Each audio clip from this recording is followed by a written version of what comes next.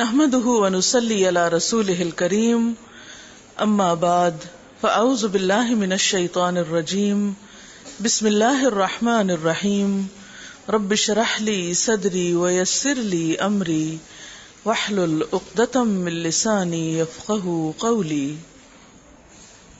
بسم الله الرحمن الرحيم تبارك الذي بيده الملك وهو على كل شيء قدير الذي خلق الموت والحياة ليبلوكم أيكم أحسن عملا وهو العزيز الغفور الذي خلق 7 سماوات طباقا ما ترى في خلق الرحمن من تفاوت فارجع البصر هل ترى من فطور ثم ارجع البصر كرتين ينقلب إليك البصر خاسئا وهو حسير ولقد زينا السماء الدنيا بمصابيح وجعلناها رجوما للشياطين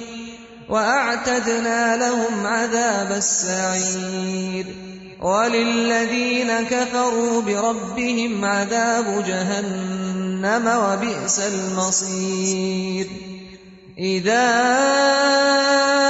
ألقوا فيها سمعوا لها شهيقا وهي تفور تكاد تميز من الغيظ كلما ألقي فيها فوج سألهم خزنتها ألم يأتكم نذير قالوا بلى قد جاءنا نذير فكذبنا وقلنا ما نزل الله من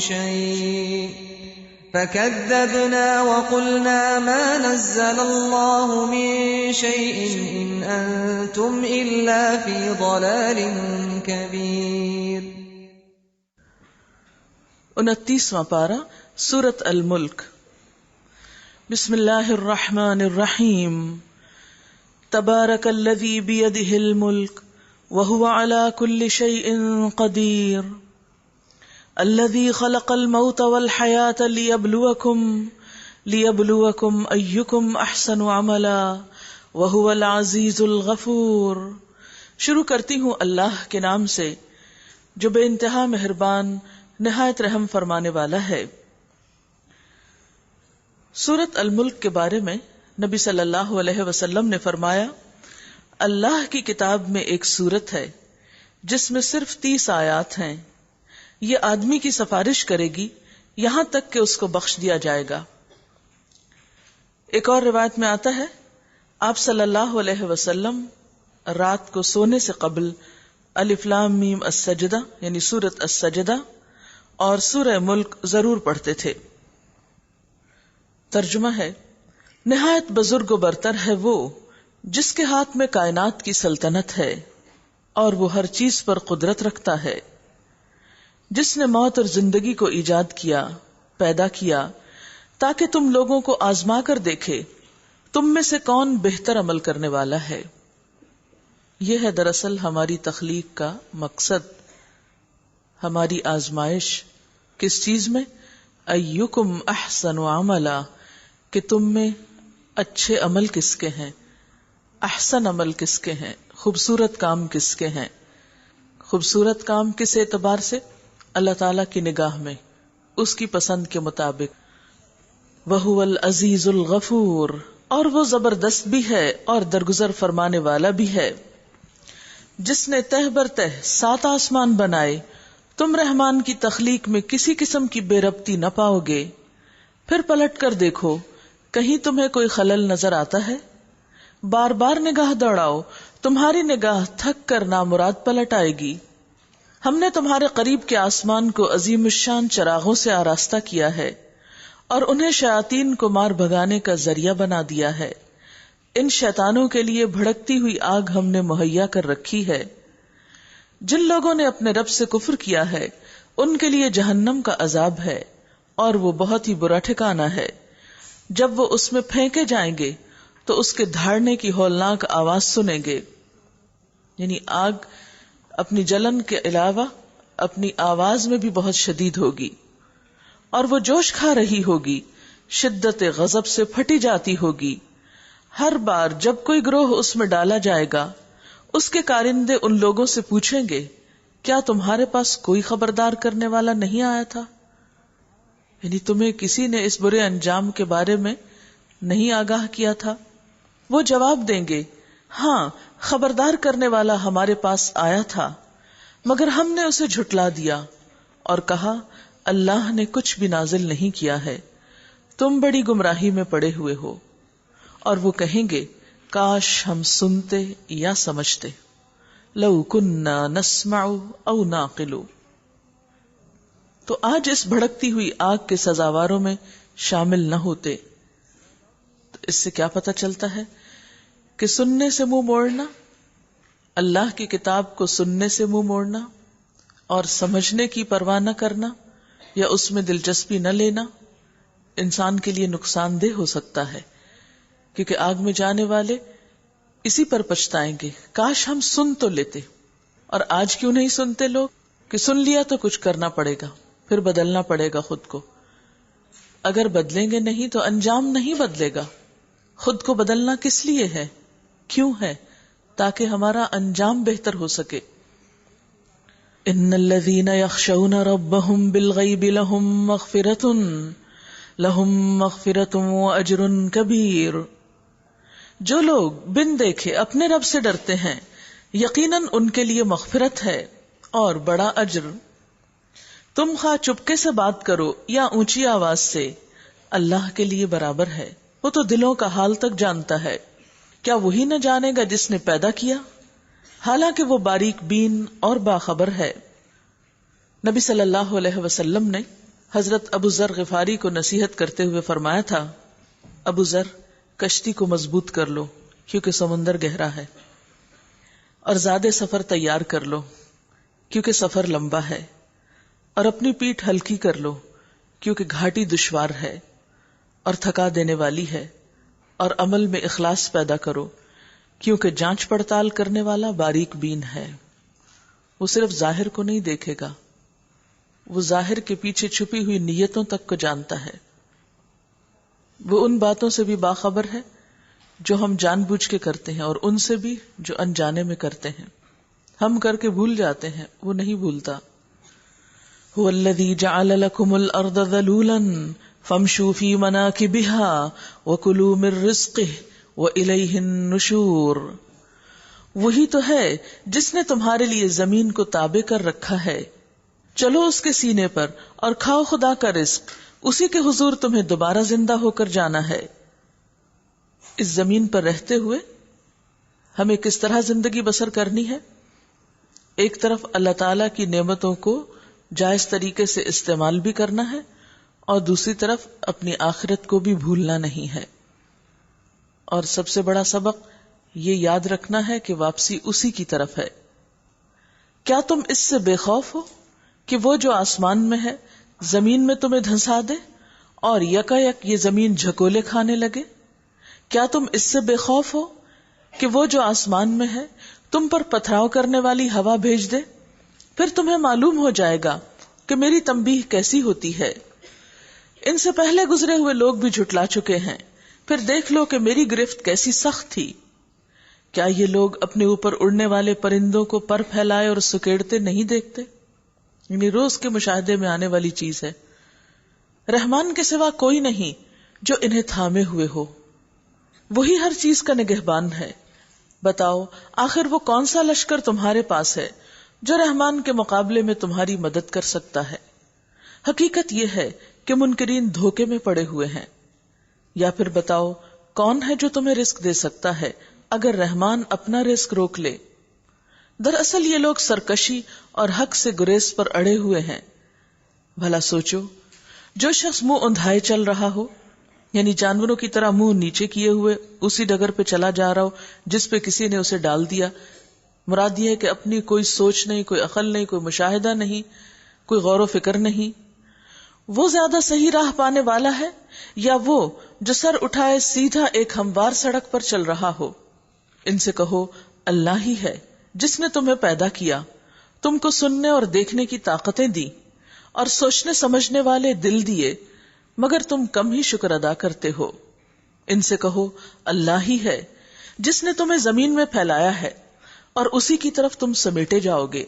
یہ کہتے ہیں اگر تم سچے ہو تو بتاؤ یہ وعدہ کب پورا ہوگا؟ کہو اس کا علم تو اللہ کے پاس ہے، میں تو بس صاف صاف خبردار کر دینے والا ہوں. پھر جب یہ اس چیز کو قریب دیکھ لیں گے تو ان سب لوگوں کے چہرے بگڑ جائیں گے جنہوں نے انکار کیا ہے، اور اس وقت ان سے کہا جائے گا کہ یہی ہے وہ چیز جس کے لیے تم تقاضے کر رہے تھے. ان سے کہو کبھی تم نے یہ بھی سوچا کہ اللہ خواہ مجھے اور میرے ساتھیوں کو ہلاک کر دے یا ہم پر رحم کرے، کافروں کو دردناک عذاب سے کون بچا لے گا؟ ان سے کہو وہ بڑا رحیم ہے، اسی پر ہم ایمان لائے ہیں اور اسی پر ہمارا بھروسہ ہے. ان قریب تمہیں معلوم ہو جائے گا کہ سری گمراہی میں پڑا ہوا کون ہے. ان سے کہو کبھی تم نے یہ بھی سوچا کہ اگر تمہارے کنووں کا پانی زمین میں اتر جائے تو کون ہے جو اس پانی کی بہتی ہوئی سوتیں تمہیں نکال کر لا دے گا؟ سورۃ القلم. بسم اللہ الرحمن الرحیم. نون والقلم وما یسطرون ما انت بنعمت ربک بمجنون. نون، قسم ہے قلم کی اور اس چیز کی جسے لکھنے والے لکھ رہے ہیں. قلم سے مراد وہ قلم ہے جس سے ذکر یعنی قرآن پاک لکھا جا رہا تھا، اور وہ چیز جسے لکھا جا رہا ہے وہ ہے قرآن حکیم. یعنی قلم اور قرآن حکیم گواہ ہے کس بات پر؟ کہ تم اپنے رب کے فضل سے مجنون نہیں ہو. یعنی جو شخص یہ قرآن تمہارے سامنے پیش کر رہا ہے اسے جنون لاحق نہیں ہو سکتا. ایک طرف تو لوگ کہتے تھے کہ نبی صلی اللہ علیہ وسلم اسے خود لکھ رہے ہیں، اور دوسری طرف کہتے تھے کہ آپ کو جنون لاحق ہو گیا ہے، اور پھر تیسری طرف اس جیسی کتاب بھی بنا کے نہیں لا سکتے تھے. ان کی اپنی ہی باتوں میں تضاد تھا.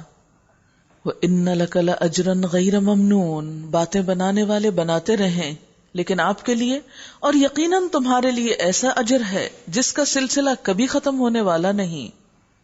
وَإِنَّكَ لَعَلَىٰ خُلُقٍ عَظِيمٍ، اور بے شک تم اخلاق کے بڑے مرتبے پر ہو.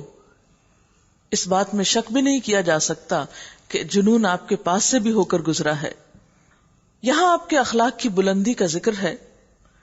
آپ کا اخلاق کیا تھا؟ حضرت عائشہ رضی اللہ تعالی عنہا سے پوچھا گیا آپ کے اخلاق کے بارے میں، تو انہوں نے فرمایا کان خلقہ القرآن، آپ کا اخلاق قرآن تھا.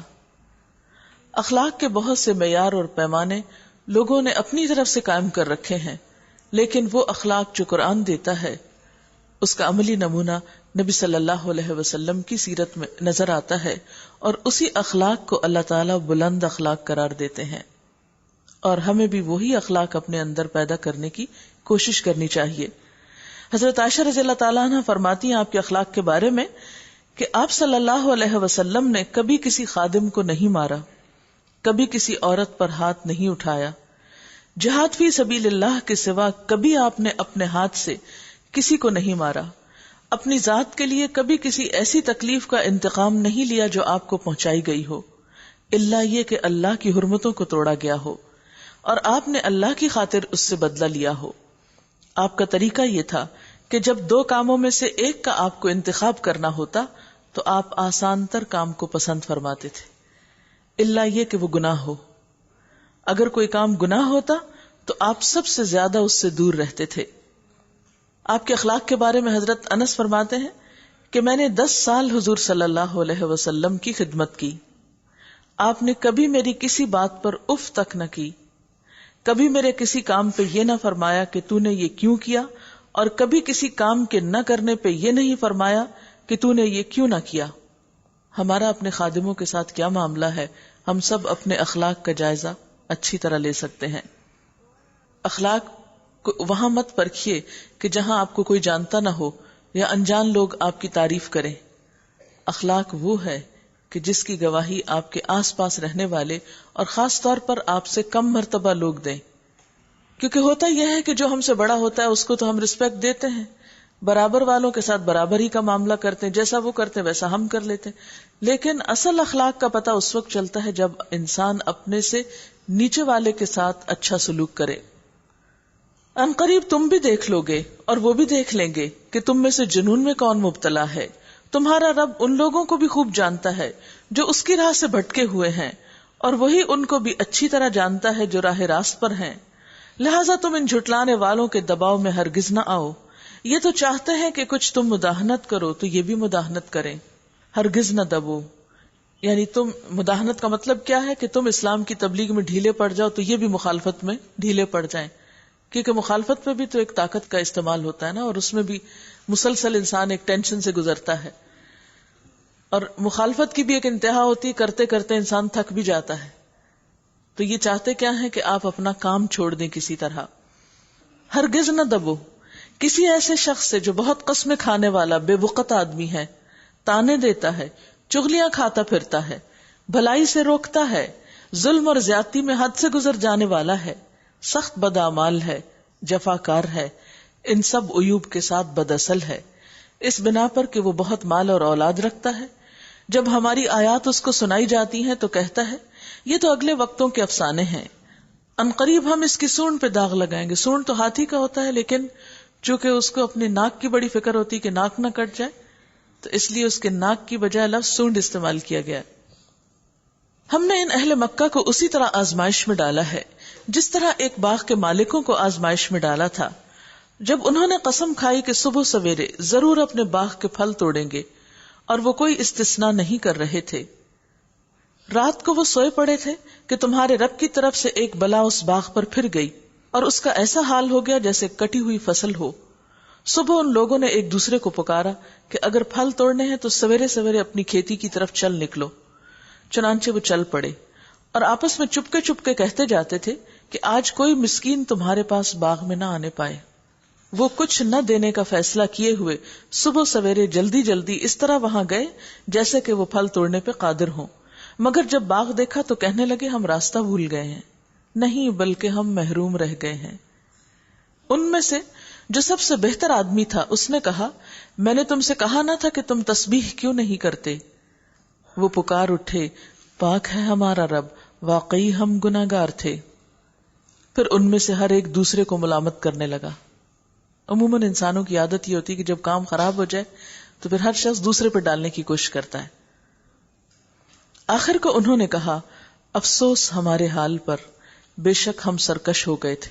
یعنی بالآخر انہوں نے اپنی غلطی کو مان لیا. بعید نہیں کہ ہمارا رب ہمیں بدلے میں اس سے بہتر باغ عطا فرمائے. ہم اپنے رب کی طرف رجوع کرتے ہیں. باغ والوں کا ایک قصہ عربوں میں مشہور تھا. یہ باغ صنعاء سے 2 فرسخ کے فاصلے پر تھا. اس کا مالک اس کی پیداوار میں غریبوں اور مسکینوں کو دیا کرتا تھا، یعنی اس کی پیداوار میں سے غریبوں اور مسکینوں کا حصہ نکالتا تھا. جب وہ فوت ہو گیا تو اس کے بچوں نے کہا ہمارا باپ تو بہت بے وقوف انسان تھا، کتنا اچھا ہوتا اگر سارا مال خود ہی رکھتا اور پھر ہم ایسے اور ایسے امیر ہوتے. لہٰذا انہوں نے کہا کہ اب کے، یعنی باپ کی دنیا سے جانے کے بعد کہا اب کے جو پیداوار آئے گی تو ہم کسی کو کچھ بھی نہیں دیں گے، سارا خود ہی لے آئیں گے. اسی لیے وہ اندھیرے منہ گئے تاکہ مسکینوں کے آنے سے پہلے ہی ہم باغ سمیٹ لیں، پھل جمع کر لیں. اب ہوا یہ کہ جب وہ وہاں پہنچے تو پتا چلا کہ وہ تو سارے کا سارا ہی تباہ و برباد ہو کے رہ گیا ہے، جل چکا ہے. اس مثال سے سکھانا یہ مقصود تھا کہ جب تم اللہ کے راستے میں کچھ دیتے ہو تو مت سمجھو کہ مال ضائع ہو رہا ہے، بلکہ دیتے رہنے سے مال میں اضافہ ہوتا ہے. نبی صلی اللہ علیہ وسلم نے قسم کھا کر یہ بات فرمائی صدقہ دینے سے مال کبھی کم نہیں ہوتا، کیونکہ اللہ تعالیٰ کا وعدہ ہے نا کہ جو تم دو گے پیچھے سے میں اور دے دوں گا اور لے آؤں گا. اور جو شخص اپنی کمائی کو اپنی قابلیت اور اپنی لیاقت کا نتیجہ سمجھے اور دوسروں کو کچھ دینے کے لیے تیار نہ ہو تو اس کا انجام یہی ہوتا ہے. بہرحال انہوں نے رجوع کر لیا، اپنی غلطی کا اعتراف کر لیا، لیکن اب تو جو ہونا تھا ہو چکا. کہنے لگے امید ہے کہ ہمارا رب ہمیں اس باغ سے بہتر باغ عطا کرے گا ہم اپنے رب کی طرف رجوع کرتے ہیں، یعنی آئندہ ہم اپنے مال میں سے صدقہ کریں گے، لیکن اللہ تعالیٰ کیا فرماتے ہیں؟ کذالک العذاب، ایسا ہوتا ہے عذاب، عذاب اسی طرح ہوتا ہے۔ عام طور پر ایک سوال پیدا ہوتا ہے لوگوں کے ذہن میں کہ آزمائش اور عذاب میں کیسے فرق کریں، کہ اللہ تعالیٰ ہماری آزمائش کر رہے ہیں کسی مصیبت کو بھیج کر، یا ہمیں عذاب میں مبتلا کیا ہے۔ تو آپ دیکھیے کہ جب انسان کے اوپر کوئی تکلیف آتی ہے، کوئی مصیبت آتی ہے، تو اچانک انسان کا ذہن اس جھٹکے سے ایک دفعہ روشن ہوتا ہے۔ وہ وقت ہوتا ہے پہچان کا کہ یہ آزمائش آئی ہے، یہ مصیبت آئی ہے، یا عذاب آیا ہے۔ اگر تو عذاب ہوتا ہے تو انسان کو اس کے بدلے میں اپنی کسی غلطی اور اپنے کسی گناہ کا فوراً احساس ہوتا ہے، جو ہم بھول بھی چکے ہوتے ہیں۔ فوراً یاد آتا ہے کہ میں نے یہ غلط کام کیا تھا، اس کا اللہ نے مجھ کو دکھا دیا ہے۔ مثلاً اگر آپ کا کوئی نقصان ہوتا ہے تو ہو سکتا ہے آپ کسی کے نقصان پہ ہنسے ہو، کیونکہ یہ آتا ہے نا کہ اگر کوئی شخص کسی کے نقصان پہ، کسی کی تکلیف پہ ہنستا ہے تو وہ مر نہیں سکتا جب تک کہ وہ اس تکلیف میں مبتلا نہیں کیا جاتا۔ کتنے ہی مواقع ایسے آتے ہیں کہ جب ہم دوسروں کے دکھ، بیماری، پریشانی پہ اس کے بارے میں برا سوچتے ہیں یا بری باتیں کرتے ہیں یا اس کے اوپر ہم ہنستے ہیں، تو وہ اللہ تعالیٰ اس کے نتیجے میں وہ بتاتے ہیں کہ دیکھو یہ تم نے دوسرے کے ساتھ کیا تھا، اب تمہارے خود اپنے ساتھ یہ ہو رہا ہے۔ اس وقت انسان کو خود پتا چلتا ہے، یعنی کوئی دوسرا شخص آپ کے لیے فتویٰ نہیں دے سکتا کہ یہ جو آپ پہ تکلیف آئی ہے، یہ مصیبت اس وقت آئی ہے، یہ عذاب ہے یا آزمائش ہے، یہ انسان کو خود فیصلہ کرنا ہوتا ہے، خود پہچان ہو جاتی ہے۔ اگر باوجود کوشش کے کوئی چیز آپ کو سمجھ میں نہ آ رہی ہو، کوئی ایسی غلطی، کوئی ایسا گناہ، کوئی ایسی بات، تو پھر سمجھے کہ اللہ تعالیٰ کی طرف سے ایک امتحان آیا ہے، اور وہ دیکھنا یہ چاہتا ہے کہ بندہ نعمت میں کس طرح مجھے یاد کرتا تھا اور اب آزمائش میں اس کا معاملہ میرے ساتھ کیا ہے۔ جیسے حضرت ایوب علیہ السلام کی آزمائش ہوئی تھی کہ انہوں نے کوئی غلط کام نہیں کیا تھا، لیکن حضرت یونس علیہ السلام ان کی پکڑ ہوئی تھی، کیونکہ وہ قوم کو چھوڑ کر آئے تھے۔ جو ہی مچھلی کے پیٹ میں پہنچے انہیں خیال آ گیا، ان کو یاد آ گیا، اوہ یہ تو قصور میرا تھا، لا الہ الا انت سبحانک انی کنت من الظالمین۔ تو ان دو مثالوں سے آپ آزمائش اور پکڑ میں فرق کر سکتے ہیں کہ جو پکڑ ہوتی ہے انسان کو فوراً اندر ریئلائزیشن ہو جاتی ہے کہ میری غلطی ہے، جیسے ان لوگوں کو ریئلائز ہو گیا، کہنے لگے انا الی ربنا راغبون کذالک العذاب، ایسا ہوتا ہے عذاب، وَلَعَذَابُ الْآخِرَةِ أَكْبَرُ، اور البتہ عذاب آخرت کا سب سے بڑا ہے، بہت بڑا ہے، اس کو مت بھولو۔ اگر آج تم اللہ کے حقوق میں، بندوں کے حقوق میں زیادتی کرو گے تو کل پوچھ ہوگی۔ آپ کو معلوم ہے کہ نبی صلی اللہ علیہ وسلم نے اپنی آخری عمر میں لوگوں کو کہا تھا کہ اگر مجھ سے کسی کو بھی کوئی تکلیف پہنچی ہو تو آئے اور مجھ سے بدلہ لے لے۔ سب کو واقعہ معلوم ہی ہے، جس کو آخرت کی پکڑ کا ڈر ہو، نہ وہ اپنے نوکر کے ساتھ بری زبان استعمال کر سکتا ہے، نہ وہ کسی کمزور کے ساتھ۔ کیوں؟ اس لیے اس کو پتا ہے کہ مجھے اس بات کا حساب اور جواب دینا ہوگا۔ اسی لیے اللہ تعالیٰ باغ والوں کا واقعہ پیش کر کے نصیحت فرما رہے ہیں۔ فرمایا لو کانوا یعلمون، کاش وہ جانتے ہوتے، ان للمتقین عند ربہم جنات النعیم، یقیناً خدا ترس لوگوں کے لیے، یعنی اللہ سے ڈرنے والوں کے لیے ان کے رب کے ہاں نعمت بھری جنتیں ہیں۔ کیا ہم فرما برداروں کا حال مجرموں کا سا کر دے؟ یعنی اطاعت گزار اور نافرمان ایک جگہ پہ رکھیں گے؟ تم لوگوں کو کیا ہو گیا ہے؟ تم کیسے حکم لگاتے ہو؟ یہ کون فیصلہ کرنے والا ہے کہ اچھے برے سب ایک ہی جگہ بھیج دیے جائیں؟ یہ نہیں ہو سکتا۔ کیا تمہارے پاس کوئی کتاب ہے جس میں تم یہ پڑھتے ہو کہ تمہارے لیے ضرور وہاں وہی کچھ ہے جو تم اپنے لیے پسند کرتے ہو؟ یعنی تمہاری غلطیوں پہ تمہیں پکڑا نہ جائے گا، کسی کتاب میں پڑھا ہے تم نے اور انجام تمہاری مرضی کا تمہیں دے دیا جائے گا؟ یا پھر کیا تمہارے لیے روز قیامت تک ہم پر کچھ عہد و پیمان ثابت ہے کہ تمہیں وہی کچھ ملے گا جس کا تم حکم لگاؤ گے؟ یعنی کہیں ہم سے تم نے وعدہ لے رکھا ہے کہ اللہ فیصلہ آپ کو ہماری مرضی کے مطابق کرنا ہوگا؟ ان سے پوچھو تم میں سے کون اس کا ضامن ہے، کس کے ساتھ ایسا کوئی اگریمنٹ ہو چکا ہے؟ یا پھر ان کے ٹھہرائے ہوئے کچھ شریک ہیں جنہوں نے اس بات کا ذمہ لیا ہو کہ وہ ان کو چھڑا لیں گے، بچا لیں گے؟ یہ بات ہے تو لائیں اپنے شریکوں کو اگر یہ سچے ہیں۔ یعنی نہ تو عقل مانتی ہے، نہ ہی کسی کتاب میں ایسی بات لکھی ہے، نہ ہی کوئی قسم لی گئی ہے یا عہد معاہدہ یا اگریمنٹ ہے، نہ ہی کوئی شریک یا سفارشی ہے، جو انسان کو برائی کے باوجود اچھے انجام تک پہنچائے، تو پھر اے لوگوں بھولے ہوئے کیوں ہو؟ کیوں سمجھتے ہو کہ غلط کام کرنے کا نتیجہ بھی اچھا ہی نکل آئے گا؟ یہ بھول ہے تمہاری. جو بیج ڈالو گے وہی فصل کاٹو گے.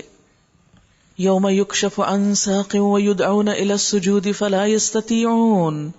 جس روز سخت وقت آ پڑے گا اور لوگوں کو سجدہ کرنے کے لیے بلایا جائے گا تو یہ لوگ سجدہ نہ کر سکیں گے. ان کی نگاہیں نیچی ہوں گی، ذلت ان پر چھا رہی ہوگی. یہ جب صحیح و سالم تھے اس وقت انہیں سجدے کے لیے بلایا جاتا تھا اور وہ سجدہ نہیں کرتے تھے. یعنی سب سے پہلا حق تو اللہ تعالیٰ کا ہے. جو شخص پہلا حق نہیں دیتا، اور قیامت کے دن سب سے پہلا سوال جس چیز کے بارے میں کیا جائے گا، اگر وہ اس سوال کا جواب ہی نہیں دے پائے گا، اور جب ساری مخلوق کو حشر کے میدان میں جھکنے کے لیے کہا جائے گا تو وہ جھک نہ سکے گا، تو پھر ایسا شخص باقی کام کیا کرے گا؟ تو بات یہ ہے کہ پیچھے کا جو تمہید تھی کہ اچھا اور برا، مسلم اور مجرم برابر نہیں، یہاں بھی بتا دیا گیا کہ اللہ کے آگے جھکنے والے اور نہ جھکنے والے برابر نہیں ہو سکتے. کیونکہ بہت سے لوگ یہ سمجھتے ہیں کہ ہم جو بھی کر لیں کوئی فرق نہیں پڑتا، اللہ غفور الرحیم ہے. فرمایا کہاں اللہ نے تم سے معاہدہ کر رکھا ہے کہ لوگو تم ہر غلط کام کرو تو میں تمہارے لیے غفور الرحیم ہوں. وہ ضرور ہے غفور الرحیم، لیکن اگر انسان بھول چوک کر غلطی کر لے، یا نادانی اور لا علمی میں کر لے، یا انسان ہونے کے ناطے پھسل جائے، تو ایسے میں جب وہ پلٹ آئے اور اس کی اصلاح کر لے اور توبہ کر لے تو اس کے لیے وہ غفور الرحیم ہے. فَذَرْنِي وَمَن يُكَذِّبُ بِهَذَا الْحَدِيثِ، بس تم اس کلام کے جھٹلانے والوں کا معاملہ مجھ پر چھوڑ دو، جو نہیں مانتے ان کا حساب میرے لیے چھوڑ دو. ہم ایسے طریقے سے ان کو بتدریج تباہی کی طرف لے جائیں گے کہ ان کو خبر بھی نہ ہوگی. میں ان کی رسی دراز کر رہا ہوں، میری چال بڑی زبردست ہے. یہ سمجھتے ہیں کہ اللہ کی نافرمانی کے باوجود جو دنیا ان پر وسیع ہو گئی ہے، وہ شاید اس خوش فہمی میں مبتلا ہیں کہ اللہ ان پہ بہت راضی ہے. نہیں، میں ان کو آہستہ آہستہ ایک ایسے رستے پر لے جا رہا ہوں جہاں یہ جا کے اس بدترین کھائی میں گریں گے، لیکن ابھی ان کو ادراک نہیں، ان کو پہچان نہیں. کیا تم ان سے کوئی اجر طلب کر رہے ہو کہ یہ اس کی چٹی کے بوجھ تلے دبے جا رہے ہو؟ کیا ان کے پاس غیب کا علم ہے جسے یہ لکھ رہے ہو؟ بس اپنے رب کا فیصلہ صادر ہونے تک صبر کرو، اور مچھلی والے یعنی یونس علیہ السلام کی طرح نہ ہو جاؤ جب اس نے پکارا تھا اور وہ غم سے بھرا ہوا تھا. اگر اس کے رب کی مہربانی اس کے شامل حال نہ ہوتی تو وہ مذموم ہو کر چٹیل میدان میں پھینک دیا جاتا. آخر کار اس کے رب نے اسے برگزیدہ فرما لیا اور اسے صالح بندوں میں شامل کر دیا. یعنی یونس علیہ السلام اگرچہ اس وقت اللہ تعالیٰ ان پہ خفا ہوئے، لیکن بعد میں اللہ تعالیٰ نے ان کو پھر سے چن لیا.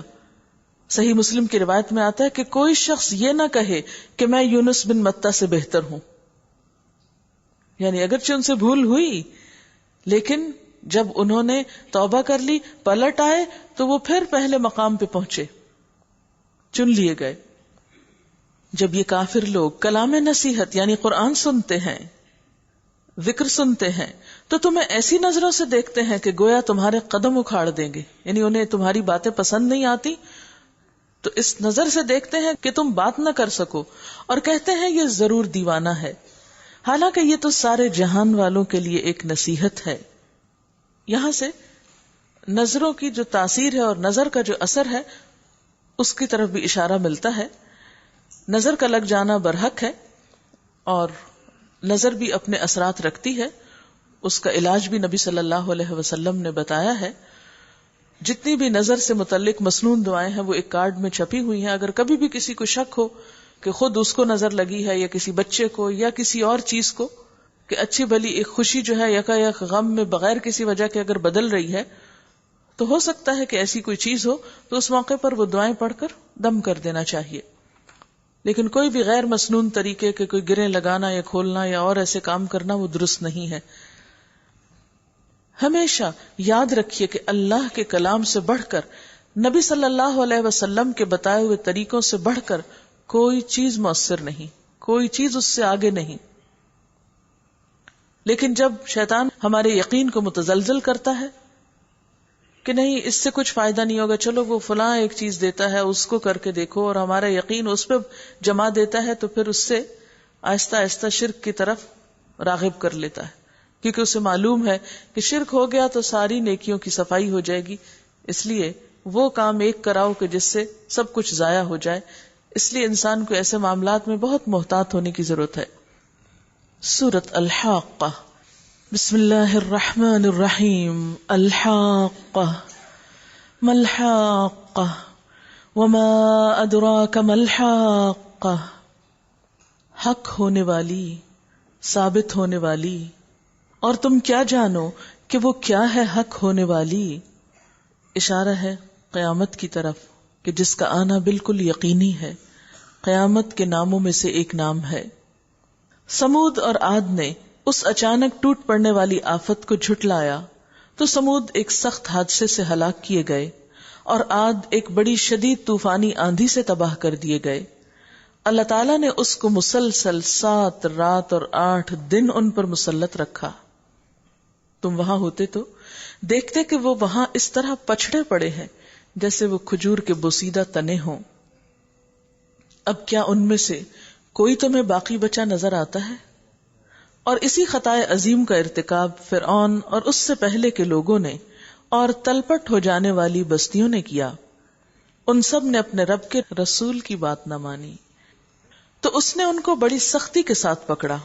جب پانی کا طوفان حد سے گزر گیا تو ہم نے تم کو کشتی میں سوار کر دیا. اشارہ ہے نوح علیہ السلام کی قوم کی طرف، تاکہ اس واقعے کو تمہارے لیے ایک سبق آموز یادگار بنا دیں اور یاد رکھنے والے کان اس کی یاد محفوظ رکھیں. پھر جب ایک دفعہ سور میں پھونک مار دی جائے گی اور زمین اور پہاڑوں کو اٹھا کر ایک ہی چوٹ میں ریزہ ریزہ کر دیا جائے گا، اس روز وہ ہونے والا واقعہ پیش آ جائے گا. اس دن آسمان پھٹے گا اور اس کی بندش ڈھیلی پڑ جائے گی. فرشتے اس کے اطراف و جوانب میں ہوں گے اور 8 فرشتے اس روز تیرے رب کا عرش اپنے اوپر اٹھائے ہوئے ہوں گے. وہ دن ہوگا جب تم لوگ پیش کیے جاؤ گے، تمہارا کوئی راز بھی چھپا نہ رہ جائے گا، سب کیا دھرا سامنے آئے گا. اس وقت جس کا نامہ اعمال اس کے سیدھے ہاتھ میں دیا جائے گا، وہ کہے گا لو دیکھو پڑھو میرا نامہ اعمال. یعنی خوشی خوشی وہ اپنا اعمال نامہ دوسروں کو دکھا سکے گا.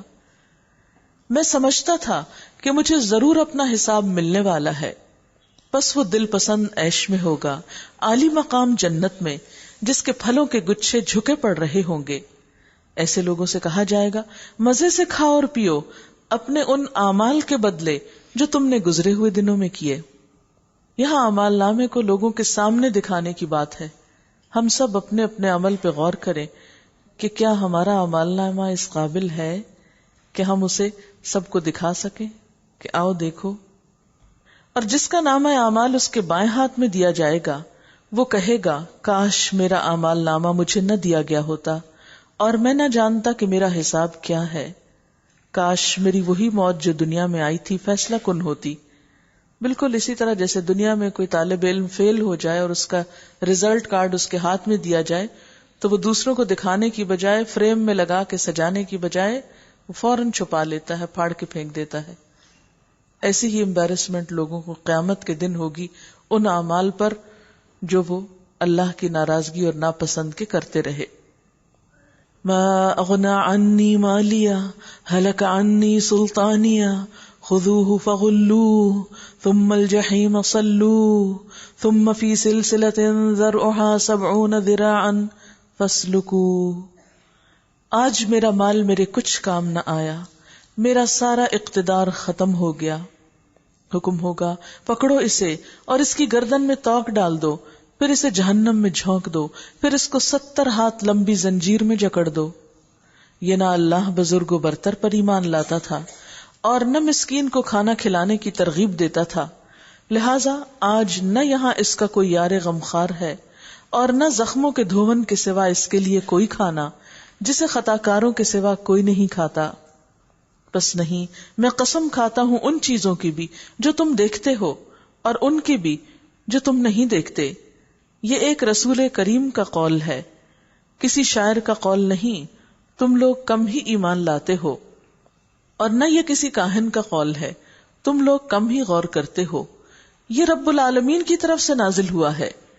اور اگر اس نبی نے خود گھڑ کر کوئی بات ہماری طرف منسوب کی ہوتی تو ہم اس کا دایاں ہاتھ پکڑ لیتے اور اس کی رگے گردن کاٹ ڈالتے، پھر تم میں سے کوئی ہمیں اس کام سے روکنے والا نہ ہوتا۔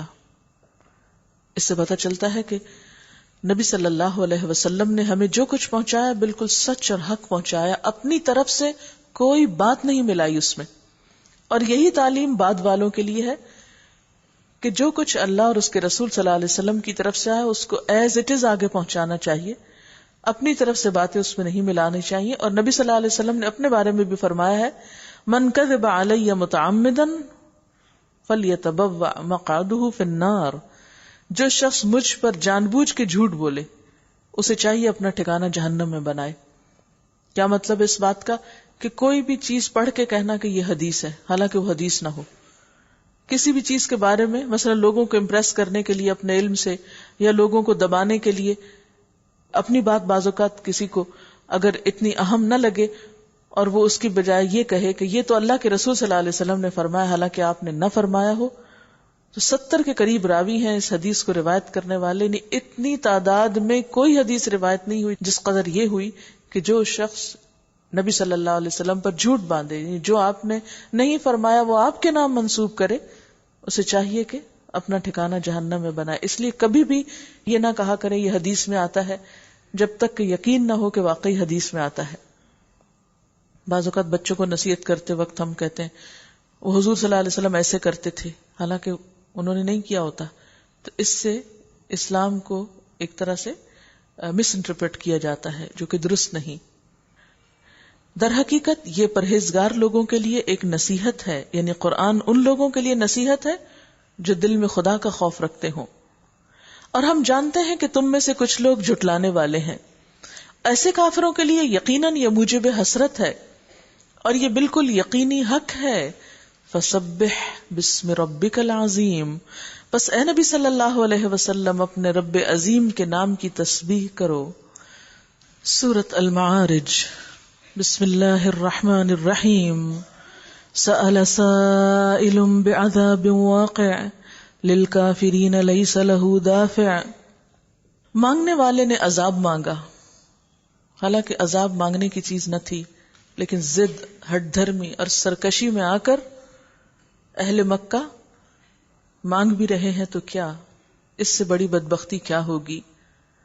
وہ جو ضرور واقع ہونے والا ہے، کافروں کے لیے کوئی اسے دفع کرنے والا نہیں، اس خدا کی طرف سے جو عروج کے زینوں کا مالک ہے۔ ملائکہ اور روح اس کے حضور چڑھ کر جاتے ہیں ایک ایسے دن میں جس کی مقدار 50,000 سال ہے۔ بس اے نبی صلی اللہ علیہ وسلم صبر کیجئے، شائستہ صبر، خوبصورت صبر۔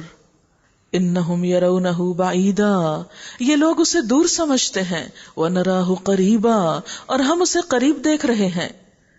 یوم تکون السماء کالمہل، جس روز آسمان پگھلی ہوئی چاندی کی طرح ہو جائے گا۔ وتکون الجبال کالعہن، اور پہاڑ رنگ برنگ کے دھنکے ہوئے اون جیسے ہو جائیں گے۔ ولا یسأل حمیم حمیما، کوئی جگری دوست، کوئی گہرا دوست اپنے دوست کو نہ پوچھے گا، حالانکہ وہ ایک دوسرے کو دکھائے جائیں گے۔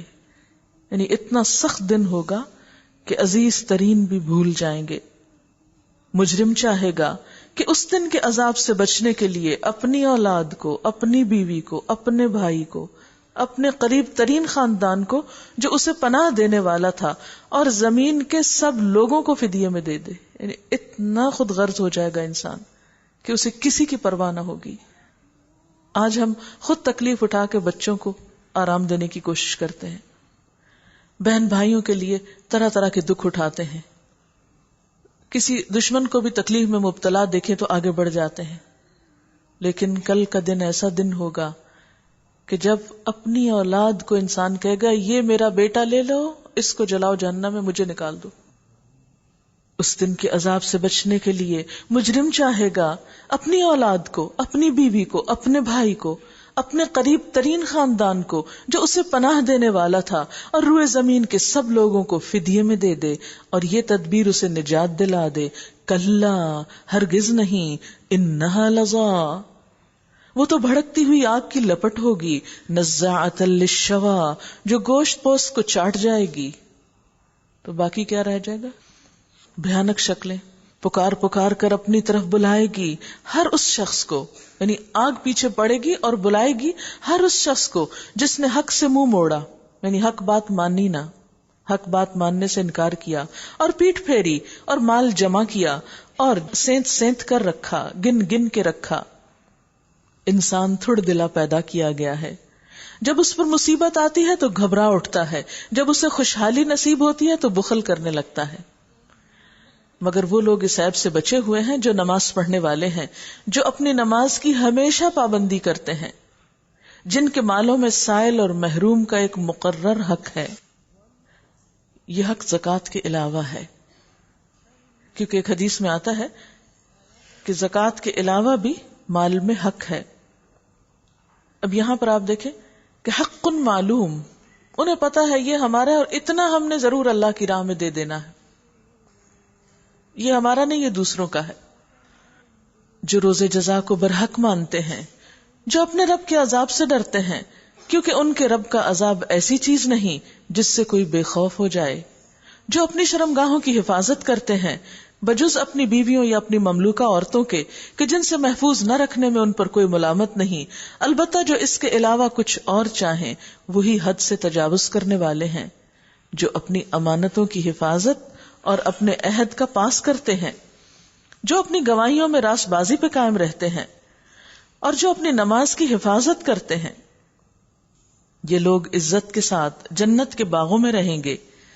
پس اے نبی صلی اللہ علیہ وسلم کیا بات ہے کہ یہ منکرین دائیں اور بائیں سے گروہ در گروہ تمہاری طرف دوڑے چلے آ رہے ہیں؟ کیا ان میں سے ہر ایک یہ لالچ رکھتا ہے کہ وہ نعمت بھری جنت میں داخل کر دیا جائے گا؟ کلا ہرگز نہیں، ہم نے جس چیز سے ان کو پیدا کیا ہے اسے یہ خود جانتے ہیں. بس نہیں، میں قسم کھاتا ہوں مشرقوں اور مغربوں کے مالک کی، ہم اس پر قادر ہیں کہ ان کی جگہ ان سے بہتر لوگ لے آئیں اور کوئی ہم سے بازی لے جانے والا نہیں ہے. یعنی اگر اہل مکہ اس چیز کو قبول نہیں کرتے تو ہم یہ نعمت کسی اور کو دے دیں گے.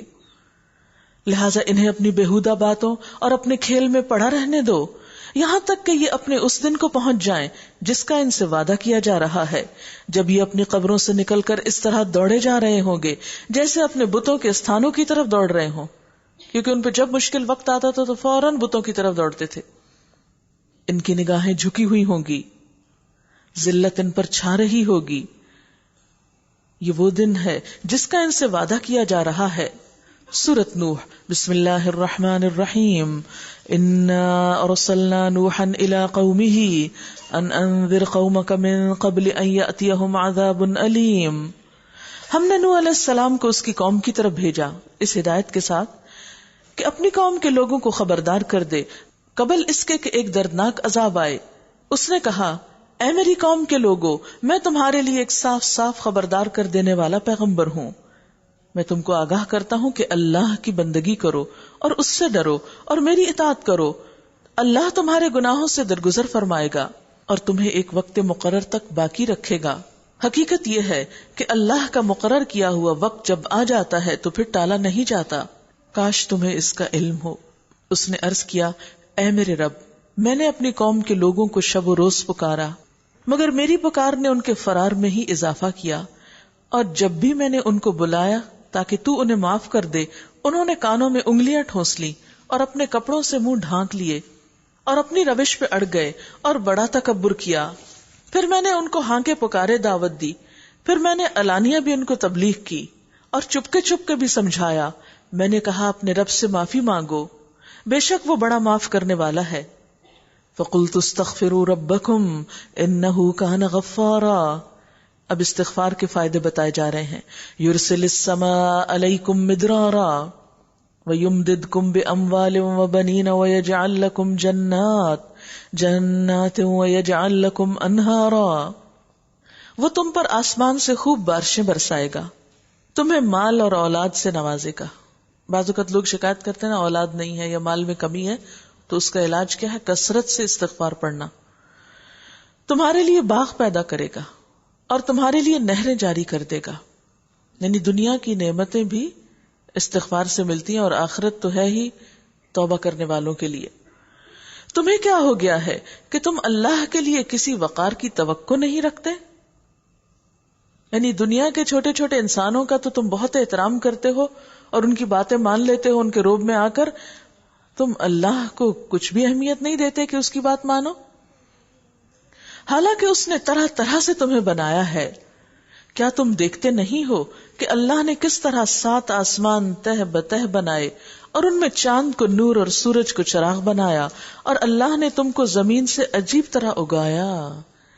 یعنی جیسے درخت پیداوار ہے زمین کی، ہو تم بھی زمین کی پیداوار، بس وہ ایک جگہ پر قائم ہے اور تم چلتے پھرتے ہو. اصل تمہاری بھی مٹی سے ہے. پھر وہ تمہیں اسی زمین میں واپس لے جائے گا اور اسی سے یکایک تم کو نکال کھڑا کرے گا. جیسے آج نکالا ہوا ہے کل پھر نکال لے گا مرنے کے بعد بھی. اور اللہ نے زمین کو تمہارے لیے فرش کی طرح بچھا دیا تاکہ تم اس کے اندر کھلے راستوں میں چلو. نوح علیہ السلام نے کہا، میرے رب، انہوں نے میری بات رد کر دی اور ان رئیسوں کی پیروی کی جو مال اور اولاد پا کر اور زیادہ نامراد ہو گئے. ان لوگوں نے بڑا بھاری مکر کا جال پھیلا رکھا ہے.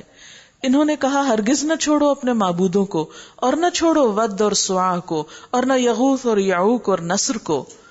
انہوں نے بہت لوگوں کو گمراہ کیا ہے، اور تو بھی ان ظالموں کو گمراہی کے سوا کسی چیز میں ترقی نہ دے.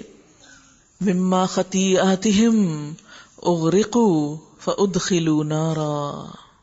آل فرعون کی طرح نوح علیہ السلام کی قوم کے ساتھ بھی کیا ہوا؟ اپنی خطاؤں کی بنا پر ہی وہ غرق کیے گئے، یعنی پانی میں ڈوبے اور آگ میں جھونک دیے گئے. آل فرعون کے ساتھ بھی یہی ہوا. ہم کہتے ہیں کہ مٹی میں کہاں سے آگ آ گئی؟ اگر پانی میں اللہ تعالیٰ ڈبو کے کہتے ہیں آگ میں ڈال دیے گئے تو مٹی کے اندر کیوں نہیں سزا ہو سکتی؟ اب آپ کا جو مائکرو ویو اوون ہوتا ہے اس میں کون سی آگ کے شعلے جل رہے ہوتے ہیں کہ جو کھانا پک جاتا ہے؟ اللہ تعالیٰ جس کو جہاں جیسا چاہے عذاب دے سکتا ہے. ہمارا کام کیا ہے؟ ایمان بالغیب رکھنا، کہ اللہ کے رسول صلی اللہ علیہ وسلم نے اگر ایک بات بتا دی ہے تو اس پہ یقین کر لینا. پھر انہوں نے اپنے لیے اللہ سے بچانے والا کوئی مددگار نہ پایا، اور نوح علیہ السلام نے کہا، میرے رب، ان کافروں میں سے کوئی زمین پہ بسنے والا نہ چھوڑ. اگر تو نے ان کو چھوڑ دیا تو یہ تیرے بندوں کو گمراہ کر دیں گے، اور ان کی نسل سے جو بھی پیدا ہوگا بدکار اور سخت کافر ہی ہوگا. کیونکہ کئی 100 سال سے وہ یہ سب دیکھ رہے تھے، تو پچھلے تجربے کی بنا پہ یہ کہہ رہے تھے، اور وہ بھی یہی رہا تھا. میرے رب، مجھے اور میرے والدین کو اور ہر اس شخص کو جو میرے گھر میں مومن کی حیثیت سے داخل ہوا ہے، اور سب مومن مردوں اور عورتوں کو معاف فرما دے، اور ظالموں کے لیے ہلاکت کے سوا کسی چیز میں اضافہ نہ کر. سورۃ الجن. بسم اللہ الرحمن الرحیم. قل اوحی الی انہ استمع نفر من الجن فقالوا انا سمعنا قرآنا عجبا. اے نبی صلی اللہ علیہ وسلم، آپ کہہ دیجئے، میری طرف وحی بھیجی گئی ہے کہ جنوں کے ایک گروہ نے غور سے سنا، پھر جا کر اپنی قوم کے لوگوں سے کہا، ہم نے ایک بڑا ہی عجیب قرآن سنا ہے جو راہ راست کی طرف رہنمائی کرتا ہے، اس لیے ہم اس پر ایمان لے آئے ہیں، اور اب ہم ہرگز اپنے رب کے ساتھ کسی کو شریک نہیں کریں گے. ایک ہی دفعہ سننے کے بعد انہیں قرآن کی اہمیت بھی پتہ چلی، قرآن کے آنے کا مقصد بھی، پھر قرآن پر ایمان بھی لے آئے، اور قرآن کی جو سب سے بڑی تعلیم ہے شرک سے اجتناب، وہ بھی سیکھ گئے. ایک دفعہ سن کے پتہ چل گیا کہ قرآن شرک سے روکتا ہے، ہم شرک نہیں کریں گے. لیکن افسوس یہ کہ ہم سال ہا سال تک قرآن پڑھتے رہتے ہیں، لیکن وہی کچھ کرتے ہیں جو ہمارے پہلے کیا کرتے تھے. کیوں؟ اس لیے کہ ہم سمجھتے نہیں ہیں. ہماری اکثریت قرآن کو بغیر سمجھے پڑھتی ہے، اسی لیے نہ ہدایت ملتی ہے اور نہ ہی اس کی روح کو ہم پہنچتے ہیں. یہاں انہوں نے قرآن پاک کے لیے عجب کی صفت بیان کی ہے، قرآن عجبا. اس کے بارے میں ایک حدیث بھی ہے. حضرت حارث آور فرماتے ہیں میں مسجد میں داخل ہوا تو دیکھا کچھ لوگ بعض مسائل میں جھگڑا کر رہے ہیں. میں حضرت علی رضی اللہ تعالیٰ عنہ کے پاس کیا اور انہیں اس بات کی خبر دی. حضرت علی رضی اللہ تعالیٰ عنہ نے فرمایا کیا یہ باتیں ہونے لگی؟ یعنی لوگ اس قسم کی بحثیں کرنا شروع ہو گئے ہیں اب. میں نے کہا جی ہاں. حضرت علی رضی اللہ تعالیٰ عنہ نے فرمایا یاد رکھو میں نے حضور صلی اللہ علیہ وسلم سے سنا ہے کہ آپ نے فرمایا خبردار رہو ان قریب ایک بڑا فتنہ سر اٹھائے گا. میں نے عرض کیا اس فتنے میں ذریعہ نجات کیا ہوگا؟ یعنی فتنوں کے زمانے میں کیا کرنا ہوگا؟ فرمایا اللہ کی کتاب. اس میں تم سے پہلے گزرے ہوئے لوگوں کے حالات ہیں اور تم سے بعد ہونے والی باتوں کی خبر ہے اور تمہارے آپس کے معاملات کا فیصلہ ہے. یہ ایک دو ٹوک بات ہے, ہنسی دل لگی نہیں ہے. جو سرکش اسے چھوڑے گا اللہ اس کی کمر توڑ دے گا. جو کوئی اسے چھوڑ کر کسی اور بات کو اپنی ہدایت کا ذریعہ بنائے گا اللہ اسے گمراہ کر دے گا. خدا کی مضبوط رسی یہی ہے, یہی حکمتوں سے بھری ہوئی یاد دہانی ہے, یہی بالکل سیدھی راہ ہے, اس کے ہوتے ہوئے خواہشیں گمراہ نہیں کرتی. یعنی انسان کو اس کی خواہشات نے ڈھانپا ہوا ہے, لیکن جب قرآن سے تعلق ہوتا ہے تو پھر انسان کو خواہشات کھینچ کے نہیں لے جا سکتی.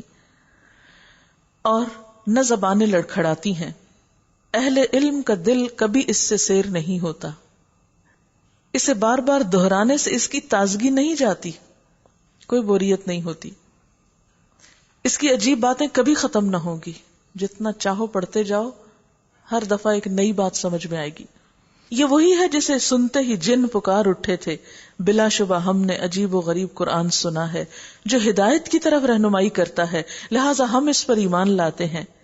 جس نے اس کے ساتھ بات کی سچ کہا, جس نے اس پر عمل کیا اجر پائے گا, جس نے اس کی بنیاد پر فیصلہ کیا اس نے انصاف کیا, جس نے اس کی طرف دعوت دی یعنی اس قرآن کی طرف لوگوں کو بلایا اس نے سیدھی راہ کی طرف رہنمائی کی. اے آور ان باتوں کو گرہ میں باندھ لو.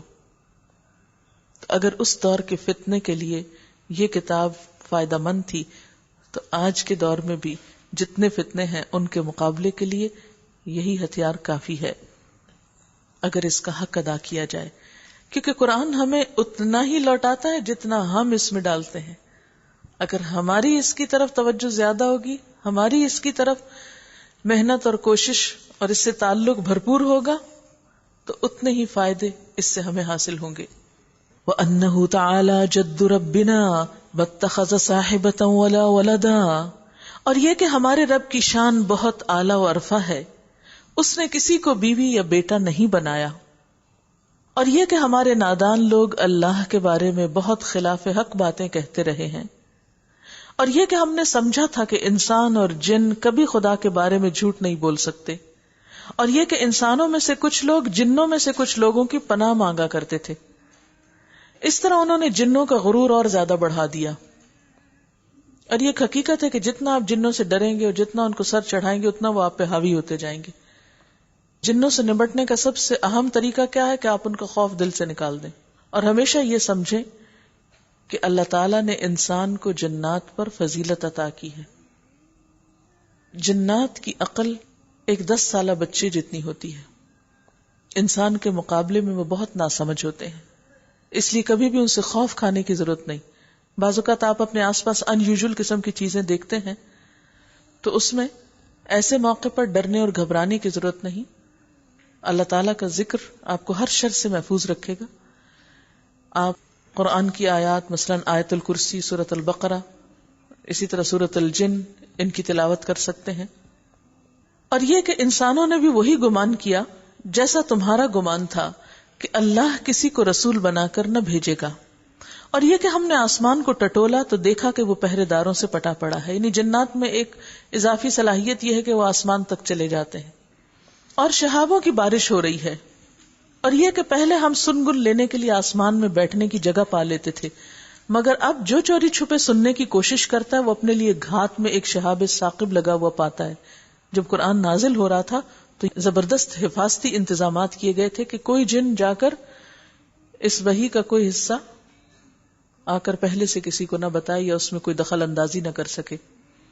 اور یہ کہ ہماری سمجھ میں نہ آتا تھا کہ آیا زمین والوں کے ساتھ کوئی برا معاملہ کرنے کا ارادہ کیا گیا ہے یا ان کا رب انہیں راہ راست دکھانا چاہتا ہے؟ اور یہ کہ ہم میں سے کچھ لوگ صالح ہیں اور کچھ اس سے فروتر یعنی کمتر. ہم مختلف طریقوں میں بٹے ہوئے ہیں، یعنی جیسے انسانوں کے گروہ ہیں ایسے ہی جنوں کے بھی گروہ ہیں، ان کے بھی طریقے مختلف ہیں، وہاں بھی فرقہ واریت ہے. اور یہ کہ ہم سمجھتے تھے کہ نہ زمین میں ہم اللہ کو عاجز کر سکتے ہیں اور نہ بھاگ کر اسے ہرا سکتے ہیں. اور یہ کہ جب ہم نے ہدایت کی تعلیم سنی تو ہم اس پر ایمان لے آئے. اب جو کوئی بھی اپنے رب پر ایمان لائے گا اسے کسی حق تلفی یا ظلم کا خوف نہ ہوگا. اور یہ کہ ہم میں سے کچھ مسلم ہیں یعنی اطاعت گزار اور کچھ حق سے منحرف، یعنی جنوں میں دونوں طرح کے قوم ہے، مسلم بھی اور کافر بھی. تو جنہوں نے اسلام کا طریقہ اختیار کیا انہوں نے نجات کی راہ ڈھونڈ لی، اور جو حق سے منحرف ہیں وہ جہنم کا ایندھن بننے والے ہیں. کہیے مجھ پر یہ وحی بھی کی گئی ہے کہ لوگ اگر راہ راست پر ثابت قدمی سے چلتے یعنی جمے رہتے حق پر تو ہم انہیں خوب سیراب کرتے تاکہ اس نعمت سے ان کی آزمائش کریں. اور جو اپنے رب کے ذکر سے منہ موڑے گا اس کا رب اسے سخت عذاب میں مبتلا کر دے گا. اور یہ کہ مسجدیں اللہ کے لیے ہیں یعنی اللہ کا گھر ہیں، لہٰذا ان میں اللہ کے ساتھ کسی اور کو نہ پکارو. اور یہ کہ جب اللہ کا بندہ اس کو پکارنے کے لیے کھڑا ہوا تو لوگ اس پر ٹوٹ پڑنے کے لیے تیار ہو گئے. کہیے میں تو اپنے رب کو پکارتا ہوں اور اس کے ساتھ کسی کو شریک نہیں کرتا. کہو میں تم لوگوں کے لیے نہ کسی نقصان کا اختیار رکھتا ہوں نہ کسی بھلائی کا. کہو مجھے اللہ کی گرفت سے کوئی نہیں بچا سکتا اور نہ اس کے دامن کے سوا کوئی جائے پناہ پا سکتا ہوں. میرا کام اس کے سوا کچھ نہیں ہے کہ اللہ کی بات اور اس کے پیغامات پہنچا دوں، اور جو بھی اللہ اور اس کے رسول کی بات نہ مانے گا اس کے لیے جہنم کی آگ ہے. ایسے لوگ اس میں ہمیشہ رہیں گے. یہ لوگ اپنی اس روش سے باز نہ آئیں گے یہاں تک کہ جب اس چیز کو دیکھ لیں گے جس کا ان سے وعدہ کیا جا رہا ہے تو انہیں معلوم ہو جائے گا کہ کس کے مددگار کمزور ہیں اور کس کا جتھا تعداد میں کم ہے. کہو میں نہیں جانتا کہ جس چیز کا وعدہ تم سے کیا جا رہا ہے وہ قریب ہے یا میرا رب اس کے لیے کوئی لمبی مدت مقرر فرماتا ہے، یعنی قیامت جلدی آئے گی یا دیر سے مجھے نہیں معلوم. وہ عالم الغیب ہے، اپنے غیب پر کسی کو مطلع نہیں کرتا، اس لیے غیب دانی کے دعوے اللہ کے سوا دوسروں کے لیے درست نہیں، سوائے اس رسول کے جسے اس نے غیب کا کوئی علم دینے کے لیے پسند کر لیا ہو، تو اس کے آگے اور پیچھے وہ محافظ لگا دیتا ہے تاکہ وہ جان لے کہ انہوں نے اپنے رب کے پیغامات پہنچا دیے اور وہ ان کے پورے ماحول کا احاطہ کیے ہوئے ہے اور ایک ایک چیز کو اس نے گن رکھا ہے. سورۃ المزمل. یا ایھا المزمل قم اللیل الا قلیلا نصفہ او انقص منہ قلیلا او زد علیہ ورتل القرآن ترتیلا. اے اوڑھ لپیٹ کر سونے والے، رات کو نماز میں کھڑے رہا کرو مگر کم، آدھی رات یا اس سے کچھ کم کر لو یا اس سے کچھ زیادہ بڑھا دو، اور قرآن کو خوب ٹھہر ٹھہر کر پڑھو. ان الفاظ میں حضور صلی اللہ علیہ وسلم کو مخاطب کیا گیا ہے اور آپ کو یہ حکم دیا گیا ہے کہ آپ اب سونا کم کر دیں نبوت کے ملنے پر، اس عظیم نعمت کے ملنے پر، اور راتوں کو عبادت کے لیے کھڑے رہا کریں. اور رات کی عبادت میں بہترین عبادت بتائی گئی قیام میں قرآن پڑھنا، یعنی نماز میں کھڑے ہو کر قرآن پڑھنا. اس کے لیے ظاہر ہے کہ قرآن پھر زبانی آنا چاہیے، اگر نہ آتا ہو تو دیکھ کر بھی پڑھا جا سکتا ہے. اور خاص طور پر تاک راتوں میں ہم جیسے لوگ اگر عام راتوں میں زیادہ نہیں جاگ سکتے، جیسے یہاں کہا گیا آدھی رات یا اس سے کچھ کم یا اس سے کچھ زیادہ بڑھا لو، یعنی حسب طبیعت اور حسب ضرورت. اور ویسے بھی اس دور میں تو گھڑیاں نہیں تھی کہ گھنٹے گن کر وہ آدھا اور آدھے سے کم یا زیادہ کیا جاتا. اور پھر اسی طرح یہ ہے کہ کبھی انسان کے اندر طاقت زیادہ ہوتی ہے، زیادہ اچھا محسوس کرتا ہے، زیادہ لمبا قیام کر سکتا ہے، زیادہ دیر کے لیے کر سکتا ہے، کبھی نہیں کر سکتا. کچھ راتیں ایسی خاص ہیں عبادت کی کہ جس میں زیادہ سے زیادہ قیام ہو سکتا ہے. اور پھر قرآن پڑھتے وقت تیز نہ پڑھو، رتل القرآن ترتیلا، ترتیل کے ساتھ آپ صلی اللہ علیہ وسلم کی قرات ترتیل سے ہوتی، اور ترتیل کا مطلب کیا ہے؟ ٹھہر ٹھہر کر پڑھنا، یعنی ایسا نہیں کہ رواں دواں بس پڑھتے جاؤ اور ختم کرتے جاؤ، ختم کرنے پہ توجہ نہ ہو بلکہ ٹیکسٹ پر توجہ ہو. آہستہ آہستہ ایک ایک لفظ زبان سے ادا کرو، نہیں ہر لفظ کا اور ہر لفظ کے ہر حرف کا حق ادا ہونا چاہیے. نبی صلی اللہ علیہ وسلم کی قرات کا طریقہ حضرت انس سے پوچھا گیا تو انہوں نے کہا کہ آپ الفاظ کو کھینچ کھینچ کر پڑھتے تھے. انہوں نے بسم اللہ الرحمن الرحیم پڑھ کر بتایا کہ آپ اللہ، رحمان اور رحیم کو مد کے ساتھ پڑھا کرتے تھے. مد کا مطلب ہی کھینچنا ہے. حضرت ام سلمہ سے یہی سوال کیا گیا تو انہوں نے بتایا کہ آپ ایک ایک آیت کو الگ الگ پڑھتے اور ہر آیت پہ ٹھہر جاتے تھے. مثلا الحمدللہ رب العالمین پہ رک جاتے، پھر اسی طرح الرحمن الرحیم پہ، پھر باقی بھی. پھر اسی طرح حضرت حذیفہ بن یمان کہتے ہیں کہ ایک مرتبہ میں رات کی نماز میں آپ کے ساتھ کھڑا ہو گیا. آپ کی قرات کا یہ انداز دیکھا کہ جہاں تسبیح کا موقع آتا وہاں تسبیح فرماتے. مثلا بہت سی جگہوں پہ آتا نا سبح بسم ربک العظیم، تو آپ اس کے جواب میں کیا کہتے؟ سبحان ربی العظیم. یعنی خود ہی تلاوت کرتے ہوئے رک کے جواب دے کے پھر آگے چلتے. جہاں دعا کا موقع آتا وہاں دعا مانگتے، جہاں اللہ تعالیٰ کی پناہ مانگنے کا موقع آتا وہاں پناہ مانگتے. یعنی ایک زندہ کتاب ہے نا، اس کے ساتھ صرف رٹا رٹایا معاملہ نہیں کرنا کہ آنکھیں بند کر کے بغیر سوچے سمجھے صرف اس بات پہ زور ہو کہ اتنے قرآن ہم نے ختم کر لیے اور کہیں نمبر لکھوا دیں. نہیں، یہ کتاب ہدایت ہے، سمجھنے کے لیے آئی ہے، عمل کرنے کے لیے، جذب کرنے کے لیے. اور جذب کے لیے ضروری ہے کہ اس کے ساتھ ٹھہر ٹھہر کے معاملہ کیا جائے. بعض اوقات ایک ہی آیت آپ اتنی دفعہ پڑھتے تھے کہ رات ختم ہو جاتی. مثلا حضرت ابو ذر کہتے ہیں کہ ایک مرتبہ رات کی نماز میں جب حضور اس مقام پہ پہنچے، ان تعذبہم فانہم عبادک وان تغفر لہم فانک انت العزیز الحکیم، کہ اگر تو انہیں عذاب دے تو وہ تیرے بندے ہیں اور اگر تو ان کو معاف کر دے تو تو غالب اور دانا ہے. تو آپ اسی آیت کو دہراتے رہے یہاں تک کہ صبح ہو گئی. انا سنلقی علیک قولا ثقیلا، ہم تم پر ایک بھاری کلام نازل کرنے والے ہیں، یعنی قرآن پاک. تو اس کی تیاری کے لیے آپ کو تہجد پڑھنے کا حکم دیا گیا تھا، کیونکہ رات کے وقت نیند چھوڑ کر اٹھنا اور پھر اپنے نفس کو اپنے قابو میں کرنا، یہ تیاری ہے اللہ کی کتاب کا بوجھ اٹھانے کی اور پھر اسے آگے دوسروں تک پہنچانے کی. کیونکہ یہ راستہ ایک کٹھن راستہ ہے، اس کے لیے بڑے حوصلے اور بڑے دل کی ضرورت ہوتی، زیادہ سٹیمنے کی ضرورت ہوتی روحانی اعتبار سے اور ضبط نفس کے اعتبار سے.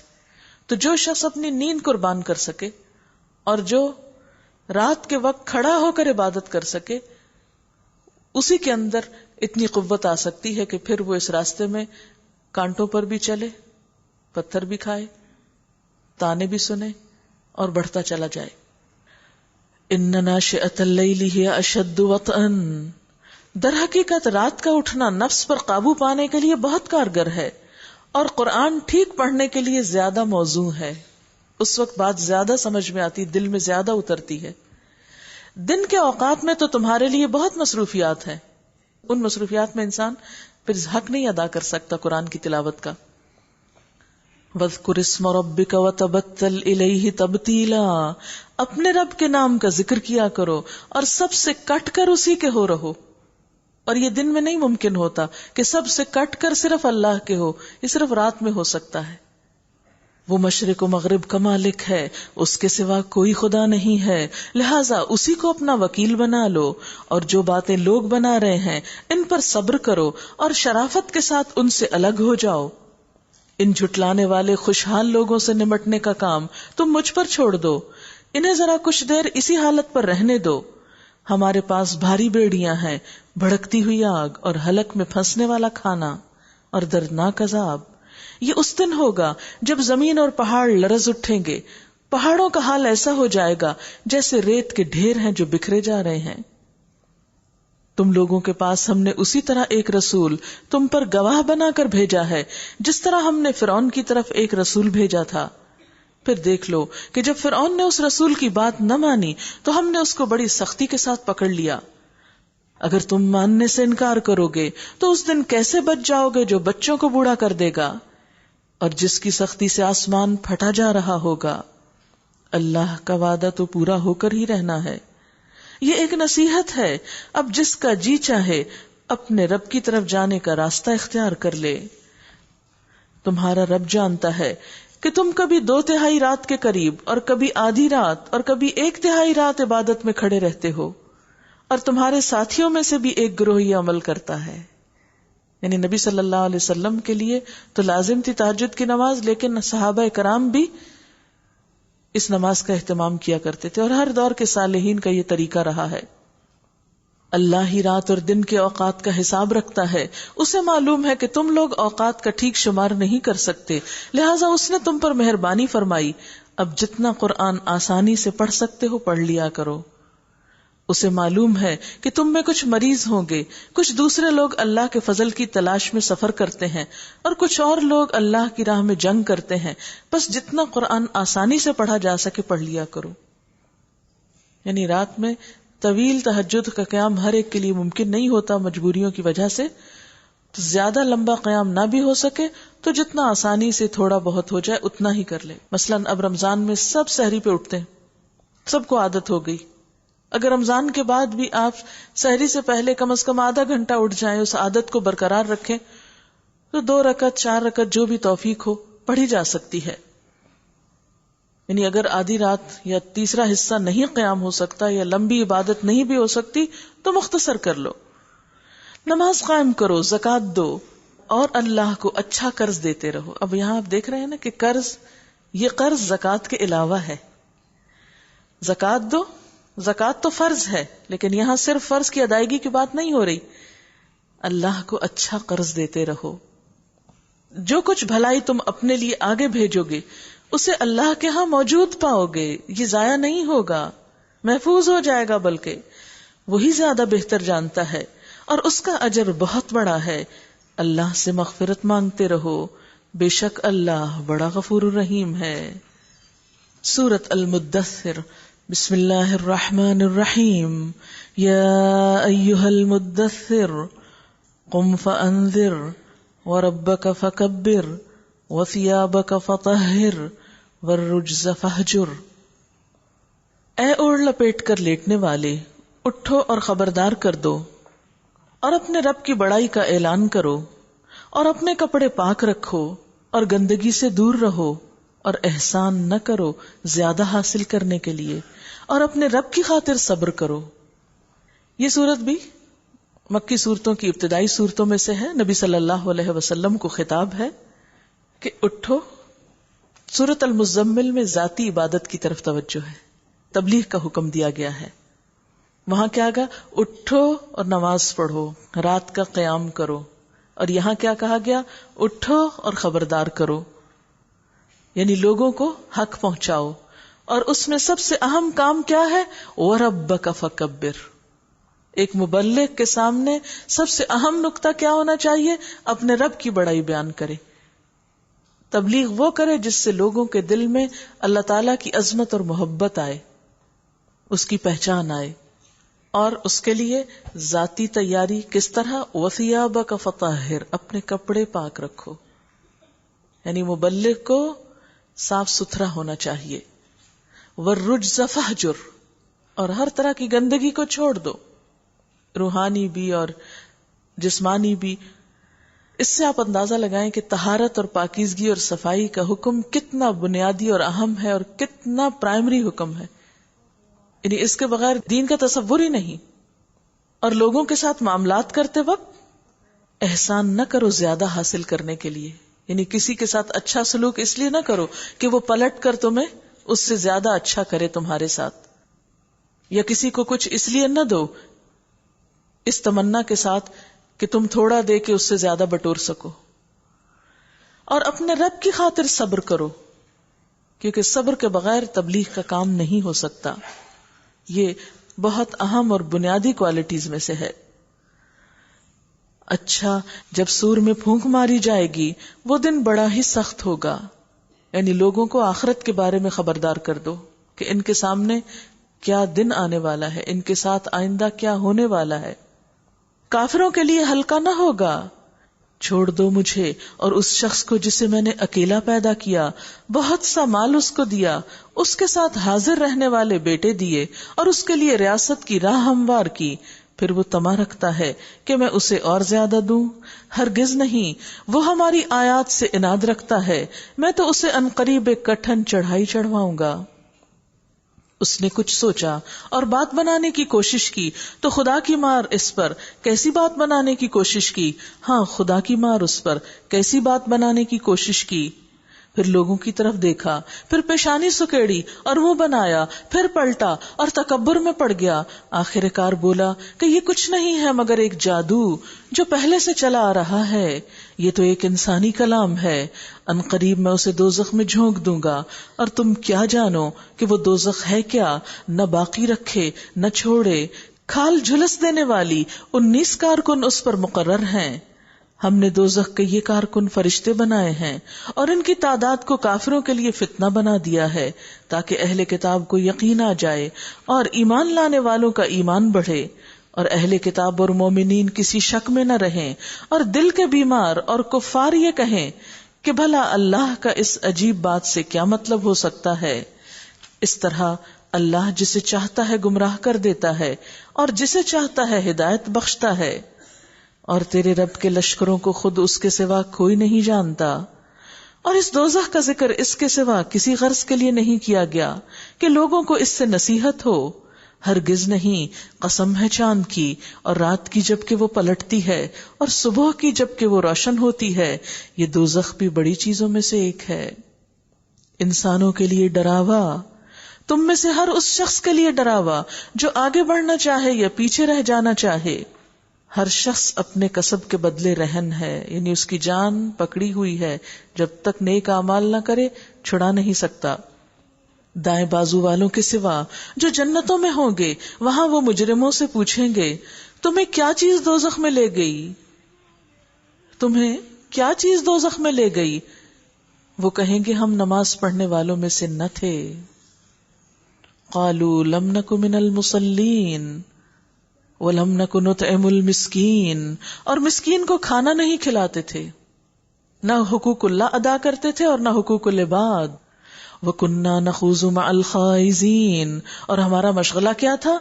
حق کے خلاف باتیں بنانے والوں کے ساتھ مل کر ہم بھی باتیں بناتے تھے، صرف بحث مباحثہ کرنا جانتے تھے، اور روز جزا کو جھوٹ قرار دیتے تھے، یہاں تک کہ ہمیں اس یقینی چیز سے سابقہ پیش آ گیا۔ اس وقت سفارش کرنے والوں کی سفارش ان کے کسی کام نہ آئے گی۔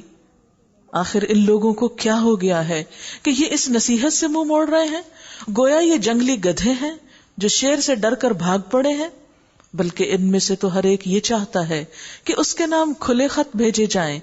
ہرگز نہیں، اصل بات یہ ہے کہ یہ آخرت کا خوف نہیں رکھتے، ہرگز نہیں، یہ تو ایک نصیحت ہے۔ اب جس کا جی چاہے اس سے سبق حاصل کر لے، اور یہ کوئی سبق حاصل نہ کریں گے الا یہ کہ اللہ ہی ایسا چاہے، اور وہ کس کے لیے چاہتا ہے؟ جو خود اپنے لیے چاہے، جو اس کی ہدایت کی قدر نہ کرے، اس کی پرواہ نہ کرے، اس کی ضرورت محسوس نہ کرے، تو وہ زبردستی اس کو نہیں دیتا۔ وہ اس کا حقدار ہے کہ اس سے تقویٰ کیا جائے، اور وہ اس کا اہل ہے کہ تقویٰ کرنے والوں کو بخش دے۔ آیت 8 سے محسنی کی آواز میں تلاوت سنیے۔ فَإِذَا نُقِرَ فِي النَّاقُورِ فَذَلِكَ يَوْمَئِذٍ يَوْمٌ عَسِيرٌ عَلَى الْكَافِرِينَ غَيْرُ يَسِيرٌ ذَرْنِي وَمَنْ خَلَقْتُ وَحِيدًا وَجَعَلْتُ لَهُ مَالًا مَمْدُودًا وَبَنِينَ شُهُودًا وَمَهَّدتُّ لَهُ تَمْهِيدًا ثُمَّ يَطْمَعُ أَنْ أَزِيدَ كَلَّا إِنَّهُ كَانَ لِآيَاتِنَا عَنِيدًا سأرهقه صعودا إنه فكر وقدر فقتل كيف قدر ثم قتل كيف قدر ثم نظر ثم عبس وبسر ثم أدبر واستكبر فقال إن هذا إلا سحر يؤثر إن هذا إلا قول البشر سأصليه سقر وما أدراك ما سقر لا تبقي ولا تذر لواحة للبشر عليها 19 وما جعلنا أصحاب النار إلا ملائكة وما جعلنا عدتهم إلا فتنة للذين كفروا ليستيقن الذين أوتوا الكتاب ويزداد الذين آمنوا إيمانا ولا يرتاب الذين أوتوا الكتاب والمؤمنون وليقول الذين في قلوبهم مرض والكافرون ماذا أراد الله بهذا مثلا كذلك يضل الله من يشاء ويهدي من يشاء وما يعلم جنود ربك إلا هو وما هي إلا ذكرى للبشر كلا والقمر والليل إذ أدبر والصبح إذا أسفر إنها لإحدى الكبر نذيرا للبشر لمن شاء منكم أن يتقدم أو يتأخر كل نفس بما كسبت رهينة إلا أصحاب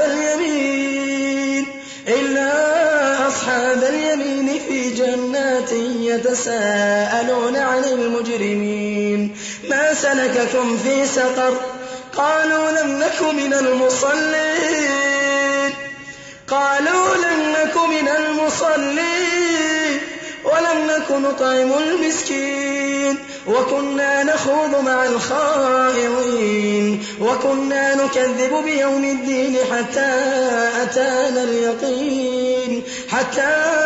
أتانا اليقين فما تنفعهم شفاعة الشافعين فما لهم عن التذكرة معرضين كأنهم حمر مستنفرة فرت من قسورة بل يريد كل امرئ منهم أن يؤتى صحفا منشرة كلا بل لا يخافون الآخرة كلا إنه تذكرة فمن شاء ذكره وما يذكرون إلا أن يشاء الله هو أهل التقوى وأهل المغفرة.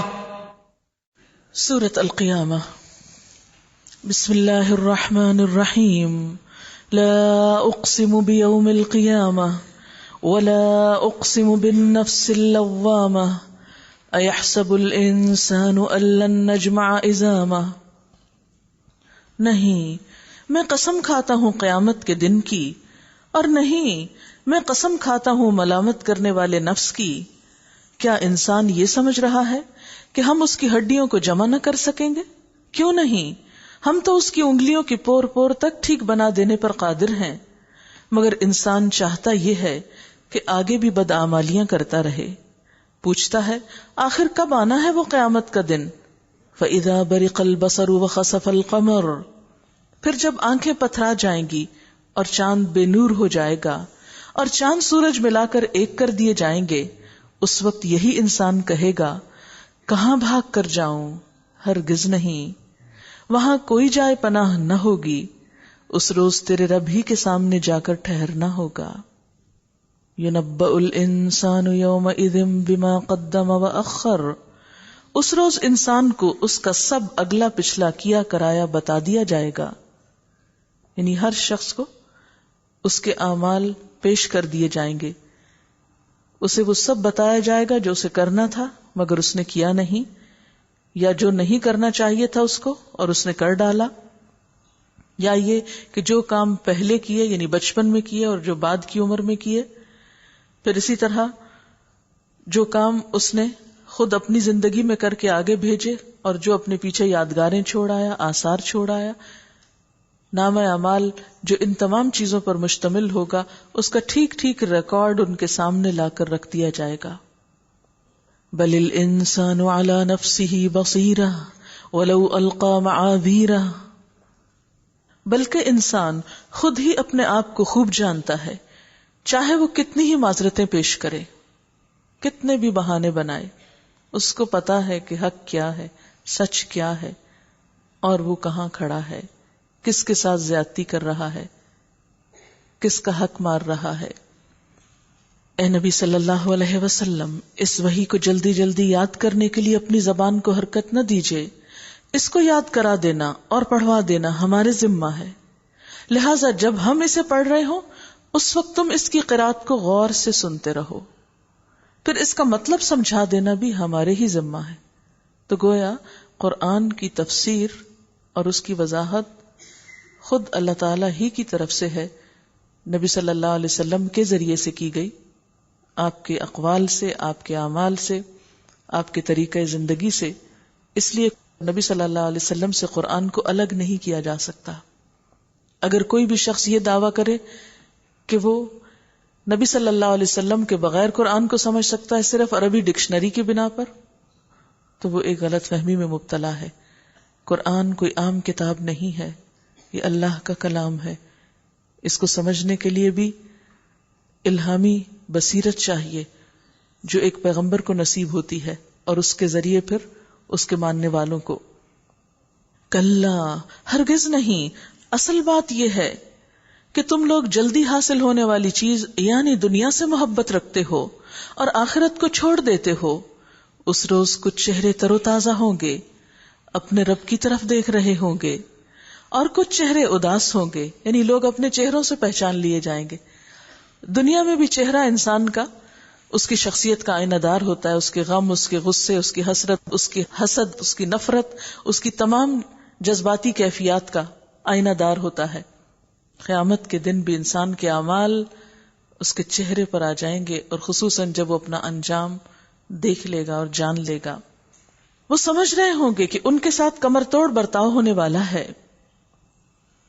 ہرگز نہیں، جب جان حلق تک پہنچ جائے گی اور کہا جائے گا کہ ہے کوئی جھاڑ پھونک کرنے والا، اور آدمی سمجھ لے گا کہ یہ دنیا سے جدائی کا وقت ہے، اور پنڈلی سے پنڈلی جڑ جائے گی، وہ دن ہوگا تیرے رب کی طرف روانگی کا۔ موت کا دن زندگی کے حسرت ناک دنوں میں سے ہے۔ اگر انسان اپنی واپسی کے دن کو یاد کرتا رہے تو بہت سے گناہوں سے بچ جائے۔ ہم نے ایک کیسٹ تیار کی ہے واپسی کے نام سے، جس میں موت اور اس سے متعلقہ چیزوں کا ایک جیتا جاگتا تذکرہ ہے۔ ہوتا یہ ہے کہ انسان دوسروں کو جاتے ہوئے دیکھتا ہے دنیا سے، لیکن اپنے واپس جانے کو بہت دور سمجھتا ہے۔ وہ کہتا ہے نہیں، ہم نہیں ہیں، یہ کوئی اور ہے۔ لیکن ہم میں سے کون ہے جس پر یہ دن نہیں آنا؟ لیکن اس دن کی تیاری کتنی ہے ہمارے پاس؟ ہم ہر سال سالگرہ تو شوق سے مناتے ہیں، شادی کی تیاریاں دھوم دھام سے کرتے ہیں، پھر ویڈنگ اینیورسری کے لیے بھی بھولتے نہیں ہیں، بار بار اس کا تذکرہ کرتے رہتے ہیں۔ یعنی گویا ہماری زندگی میں جو بھی دن بہت اہم ہوتا ہے ہم اس کا ذکر بار بار کرتے ہیں، لیکن ہماری موت کا دن بھی بڑا اہم ہوگا۔ اس دن ہمیں ساتھ کیا کچھ لے کے جانا ہوگا، کیونکہ رب کی طرف روانگی کا دن ہے نا۔ الی ربک یومئذ المساق۔ اس سفر کا سامان ہم نے کتنا تیار کیا ہے؟ ہم میں سے ہر شخص اس کے بارے میں بھی سوچے۔ فلا صدق ولا صلی، مگر اس نے سچ نہ مانا اور نہ نماز پڑھی، کیونکہ جو حقیقی معنوں میں رب کی تصدیق کرتا ہے پھر نماز سے کوئی چیز اس کو روک نہیں سکتی، کوئی عذر، کوئی بہانہ، کوئی تعویل اس کے پاس پھر نہیں ہوا کرتی، کیونکہ وہ اپنے رب کو پہچان گیا ہے۔ اب وہ یہ برداشت ہی نہیں کر سکتا کہ اپنے رب سے دور رہے۔ واسجد واقترب، سجدے میں ہو کر وہ قریب ہوتا ہے پھر اپنے رب کے، اور جو رب کی قدر نہ پہچانے اس کے پاس بہت باتیں ہو سکتی ہیں اس فرض کو ٹالنے کے لیے، مگر اس نے سچ نہ مانا اور نہ نماز پڑھی، بلکہ جھٹلایا اور پلٹ گیا، پھر اکڑتا ہوا اپنے گھر والوں کی طرف چل دیا۔ یہ روش تیرے ہی لیے سزاوار ہے، ہاں یہ روش تیرے ہی لیے سزاوار ہے اور تجھی کو زیب دیتی ہے۔ ایحسب الانسان ان یترک سدی، کیا انسان نے یہ سمجھ رکھا ہے کہ وہ یوں ہی بیکار چھوڑ دیا جائے گا؟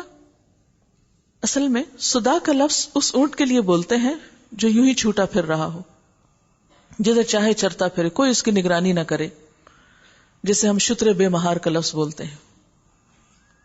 فرمایا کہ انسان بھی شتر بے مہار سمجھتا ہے اپنے آپ کو، کہ اس کا کوئی مالک نہیں، کوئی رب نہیں، کوئی اس کو پوچھنے والا نہیں، کوئی اس سے حساب لینے والا نہیں۔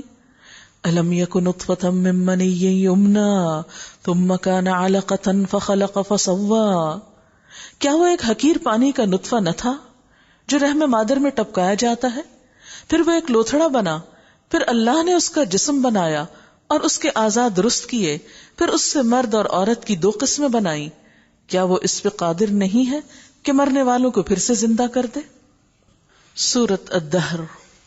بسم اللہ الرحمن الرحیم۔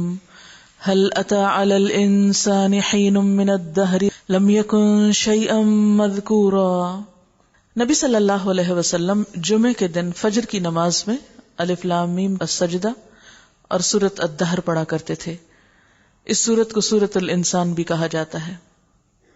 کیا انسان پر لامتناہی زمانے کا ایک وقت ایسا بھی گزرا ہے جب وہ کوئی قابل ذکر چیز نہ تھا؟ لم یکن شیئا مذکورا۔ انسان اپنی پیدائش سے پہلے کے وقت کو دیکھے کہ وہ کہاں تھا، کس شکل میں تھا، کس حال میں تھا، کیا نام تھا اس کا، کہاں تھی اس کی شخصیت۔ انا خلقنا الانسان من نطفۃ امشاج نبتلیہ فجعلناہ سمیعا بصیرا۔ ہم نے انسان کو ایک مخلوط نطفے سے پیدا کیا تاکہ اس کا امتحان لیں، اور اس غرض کے لیے ہم نے اسے سننے اور دیکھنے والا بنایا۔ ہم نے اسے راستہ دکھا دیا، خواہ شکر کرنے والا بنے یا کفر کرنے والا۔ سورۃ القیامہ میں اللہ تعالیٰ فرماتے ہیں اَيَحْسَبُ الْإِنسَانُ أَن يُتْرَكَ سُدًى۔ کیا انسان سمجھتا کہ یہ بیکار چھوڑ دیا جائے گا؟ نہیں۔ یہاں اللہ تعالیٰ فرماتے ہیں ہم نے اسے ایک مخلوط نطفے سے پیدا کیا، اور کیوں پیدا کیا؟ نبتلیہ، تاکہ ہم اس کو آزما کر دیکھیں، اور اس آزمائش کے لیے ہم نے وجعلناہ سمیعا بصیرا، اسے کان اور آنکھیں دی، سننے والا بنایا، دیکھنے والا بنایا۔ یعنی اس دنیا میں انسان کی حیثیت درختوں اور پہاڑوں اور جانوروں کی طرح نہیں ہے، وہ ان سے مختلف ہے۔ درختوں کا مقصد زندگی تو یہی پورا ہو جائے گا، وہ بنے ہیں انسان کی خدمت کے لیے، پہاڑ بھی یہی ختم ہو جائیں گے، جانور بھی انسان کے لیے ہیں اور ان کا معاملہ یہی ختم ہو جائے گا، لیکن انسان کی زندگی مر کر ختم نہیں ہوگی، بلکہ مرنے کے بعد اس کی اصل زندگی شروع ہوگی۔ یہ دنیا آزمائش کی جگہ ہے، کمرہ امتحان ہے۔ ہر ایک سے دیکھا جا رہا ہے کہ وہ کر کیا رہا ہے، اور اس امتحان کے 3 حصے، اس کی سوچ کو دیکھا جا رہا ہے، اس کی گفتگو کو پرکھا جا رہا ہے، اور اس کے ایکشنز۔ اور ایکشنز پھر 2 طرح کے، ایک ذاتی زندگی میں اور ایک انسانوں کے ساتھ معاملات۔ ان چیزوں کے بارے میں کل ہم سے سوال ہوگا، حساب ہوگا کہ ہماری سوچیں، ہماری خواہشات، ہمارے احساسات اور ہمارا فکر اور غم کیا ہوا کرتا تھا، پھر ہماری گفتگو کے موضوعات کیا ہوا کرتے تھے، انداز کیا ہوتا تھا، پھر ہمارے اعمال کس طرح کے تھے، انسانوں کے ساتھ کیا معاملہ تھا، دوسرے انسانوں کے حقوق جس میں سب سے پہلے والدین آتے ہیں، پھر اولاد آتی، پھر رشتہ دار آتے ہیں، پھر پڑوسی آتے ہیں، پھر ایک شہر میں رہنے والے، ایک ملک میں رہنے والے اور پوری دنیا کے رہنے والے، پھر نہ صرف یہ کہ انسان بلکہ حیوانات اور دیگر جانور جو ہیں ان کے ساتھ، اپنے آس پاس کے انوائرنمنٹ کے ساتھ انسان نے کیا معاملہ کیا۔ اسے آزادی ضرور دی گئی ہے، لیکن یہی آزادی اس کے امتحان کا سبب بن گئی ہے۔ اسی لیے اللہ تعالیٰ نے ہمیں کان اور آنکھیں دی ہیں کہ ہم سوچ سمجھ سے کام لیں، غور و فکر کریں، اور اپنے مقصد زندگی کو پہچان کر وہ کام کریں جو رب نے ہم سے چاہے ہیں، جو اس کو پسند ہے، اور جن کے بارے میں پوچھا جائے گا۔ انا ہدیناہ السبیل، اس کے لیے اللہ تعالیٰ نے ہمیں راستہ بھی دکھا دیا، کام کرنے کا طریقہ بھی بتا دیا، اور پھر ہر ایک سے دیکھا یہ جا رہا ہے اما شاکرا و اما کفورا، کہ نعمتیں پا کر شکر گزار کون ہے، اطاعت گزار کون ہے، ناشکرا کون ہے، انکار کرنے والا کون ہے، منہ موڑنے والا کون ہے۔ انا اعتدنا للکافرین سلاسل واغلالا وسعیرا، کفر کرنے والوں کے لیے ہم نے زنجیریں اور طوق اور بھڑکتی ہوئی آگ مہیا کر رکھی ہے۔ ان الابرار یشربون من کأس کان مزاجها کافورا، نیک لوگ شراب کے ایسے ساغر پیئیں گے جن میں آب کافور کی آمیزش ہوگی، یہ ایک بہتا چشمہ ہوگا جس کے پانی کے ساتھ اللہ کے بندے شراب پیئیں گے۔ اور جہاں چاہیں گے بسہولت اس کی شاخیں نکال لیں گے. چشمے کا ذکر اس لیے کہ بوتل جتنی بھی بڑی ہو ختم ہو جاتی ہے، لیکن چشمے کا سورس ختم نہیں ہوگا اور مسلسل فراہمی جاری رہے گی. یہ وہ لوگ ہوں گے جو دنیا میں نظر پوری کرتے ہیں. یعنی یہ نعمتیں کس کو ملیں گی؟ جو دنیا میں اللہ سے کیے ہوئے عہد پورے کرتے ہیں اور اس دن سے ڈرتے ہیں جس کی آفت ہر طرف پھیلی ہوئی ہوگی. یعنی ان کے دل میں آخرت کا فکر رہتا ہے. اور اللہ کی محبت میں مسکین اور یتیم اور قیدی کو کھانا کھلاتے ہیں اور ان سے کہتے ہیں ہم تمہیں صرف اللہ کی خاطر کھلا رہے ہیں، ہم تم سے نہ کوئی بدلہ چاہتے ہیں نہ شکریہ چاہتے ہیں، شکریہ بھی نہیں چاہتے. یہ ہے اللہ کی نظر میں پسندیدہ ترین کام کہ جس میں سوائے اللہ کی رضا کے اور کوئی غرض نہ ہو، وہ اللہ کی محبت میں ہو، یعنی جس سے اللہ کی محبت میں اضافہ ہو یا اللہ کی خاطر ہو. اور پھر مال کی محبت کے باوجود مال خرچ کرتے ہیں اور ان کے مال کے اول مستحق کون ہوتے ہیں؟ مسکین، ضرورت مند، یتیم اور قیدی. یعنی معاشرے کے وہ طبقات جو آپ کو کچھ بھی واپس نہیں دے سکتے، جو آپ کے احسان کا بدلہ نہیں چکا سکتے. عموماً انسان کیا پسند کرتا ہے کہ مال وہاں خرچ کرے جہاں سے اسے نفع حاصل ہو. اسی لیے ہم بڑی بڑی اماؤنٹس بزنس میں انویسٹ کرتے ہیں کیونکہ ہمیں پتا ہوتا ہے کہ اس میں زیادہ سے زیادہ ریٹرن ملے گا، اور ایسے بزنس میں جہاں سے زیادہ ملے. اگر ہمیں پتا چلے کسی بزنس میں زیادہ نہیں ملنے والا تو ہم وہاں انویسٹ کرنے کی حماقت نہیں کرتے. اور انسان عام طور پر مال کہاں خرچ نہیں کرنا چاہتا؟ جہاں اس کو پتا ہوتا ہے کہ یہاں سے تو کچھ بھی نہیں ملے گا، مجھے نہ کوئی شہرت ملے گی، نہ شکریہ ملے گا، نہ کوئی بدلہ ملے گا، یہاں دینے کا کیا فائدہ. لیکن جو لوگ اللہ سے محبت کرتے ہیں، جو اللہ کو خوش کرنے کے لیے دیتے ہیں، ان کے لیے اتنی ہی تسلی کافی ہو جاتی کہ ہمارے رب نے دیکھ لیا اور وہ خوش ہو گیا، ہمیں بدلہ مل گیا، ہمیں جزا مل گئی. انہیں کیا بدلہ چاہیے؟ اللہ تعالیٰ کی رضامندی. وہ انسانوں کی رضامندی کے لیے نہیں کرتے، کیونکہ انسان تو کبھی لے کر خوش ہوتے ہیں اور کبھی لے کر بھی ناراض رہتے ہیں. تو پھر اگر انسان انسانوں کی خاطر کرے تو کبھی کسی ضرورت مند کو دے نہ پائے، اور خصوصاً اگر رشتہ داروں میں کوئی ضرورت مند ہو تو ان کے ساتھ تو احسان کر ہی نہ پائے. کیونکہ عموماً رشتہ داروں کا انداز یہی ہوتا ہے کہ لینے کے بعد یوں محسوس کرتے ہیں جیسے انہوں نے کچھ لیا ہی نہ ہو، یعنی کسی قسم کی شکر گزاری ان کے اندر نہیں ہوتی عموماً. ایسے میں پھر انسان سوچتا ہے کہ کیا فائدہ، آئندہ تو میں یہاں کوئی بھلائی نہیں کروں گا جس نے میرے ساتھ بھلائی نہیں کی. لیکن جنہیں اللہ سے جزا چاہیے، اللہ سے بدلہ چاہیے، وہ کیا کہتے؟ انما نطعمکم لوجہ اللہ، ہم تو اللہ کی خاطر کھلا رہے ہیں. اس لیے کھلا کر نہ وہ احسان جتاتے ہیں اور نہ جگہ جگہ مینشن کرتے ہیں لا نرید منکم جزاء ولا شکورا، تم سے نہ بدلہ چاہیے نہ شکریہ بھی نہیں چاہیے. اور پھر آپ دیکھیے کہ جب وہ یہ کہتے ہیں نا کہ ہم اللہ کی خاطر کر رہے ہیں اور تم سے بدلہ نہیں چاہیے، تو پھر وہ اپنے کام میں استقامت اختیار کرتے ہیں، وہ کرتے چلے جاتے ہیں، روکتے نہیں ہیں. وہ کیا کہتے ہیں؟ انا نخاف من ربنا، ہم تو اپنے رب سے ڈرتے ہیں، یومن عبوسا قمطریرا، ہمیں تو اپنے رب سے اس دن کے عذاب کا خوف لاحق ہے جو سخت مصیبت کا انتہائی طویل دن ہوگا. بس اللہ تعالیٰ انہیں اس دن کے شر سے بچا لے گا اور انہیں تازگی اور سرور بخشے گا، یعنی بدلہ ان کو مل جائے گا. وَجَزَاهُمْ بِمَا صَبَرُوا جَنَّةً وَحَرِيرًا، اور ان کے صبر کے بدلے میں، صبر کیا ہے کہ جہاں کہ دینے کے بعد ان کو کچھ نہیں واپس ملتا تو اس کے باوجود وہ معاملہ اچھا رکھتے ہیں. اور انسان عموماً جس کو دیتا ہے اس سے جب اس کو کچھ نہیں ملتا تو پھر اس کی نفسیات کیا ہوتی ہے؟ وہ دوسروں کے پاس جا کے منشن کرنا شروع کرتا ہے تاکہ کہیں سے تو کوئی تعریف ملے. یعنی جس کو دیا ہے وہاں سے تو کوئی تعریف نہیں ملی، کوئی شکریہ نہیں ملا. اب کہیں اور بتاؤں، ادھر بتاؤں، ادھر بتاؤں، ادھر بتاؤں، 10 جگہ بتاؤں تاکہ مجھے کوئی تو شاباش دے، کوئی تو میرا ہمدرد ہو. یہ صبر کے منافی بات ہوتی ہے. صبر کرنے والے ایک ہاتھ سے دے کر اس طرح دیتے ہیں کہ دوسرے کو خبر بھی نہ ہو. جیسے آپ صلی اللہ علیہ وسلم نے عرش الہی کے نیچے جن لوگوں کا ذکر کیا، یعنی قیامت کے دن 7 لوگ ایسے ہوں گے جو اللہ تعالیٰ کے عرش کے سائے تلے ہوں گے. وہ دن جس دن کوئی اور سایہ نہ ہوگا، ان 7 لوگوں میں ایک کون ہوگا؟ وہ صدقہ کرنے والا، خیرات دینے والا کہ جو دائیں ہاتھ سے دے تو بائیں کو بھی خبر نہ ہو، یعنی اتنا چھپا کے دے کہ دائیں سے دیا تو بائیں کو بھی نہیں پتا چلا، اپنے ہی جسم کے بائیں حصے کو نہیں پتا چلا کہ کیا دیا.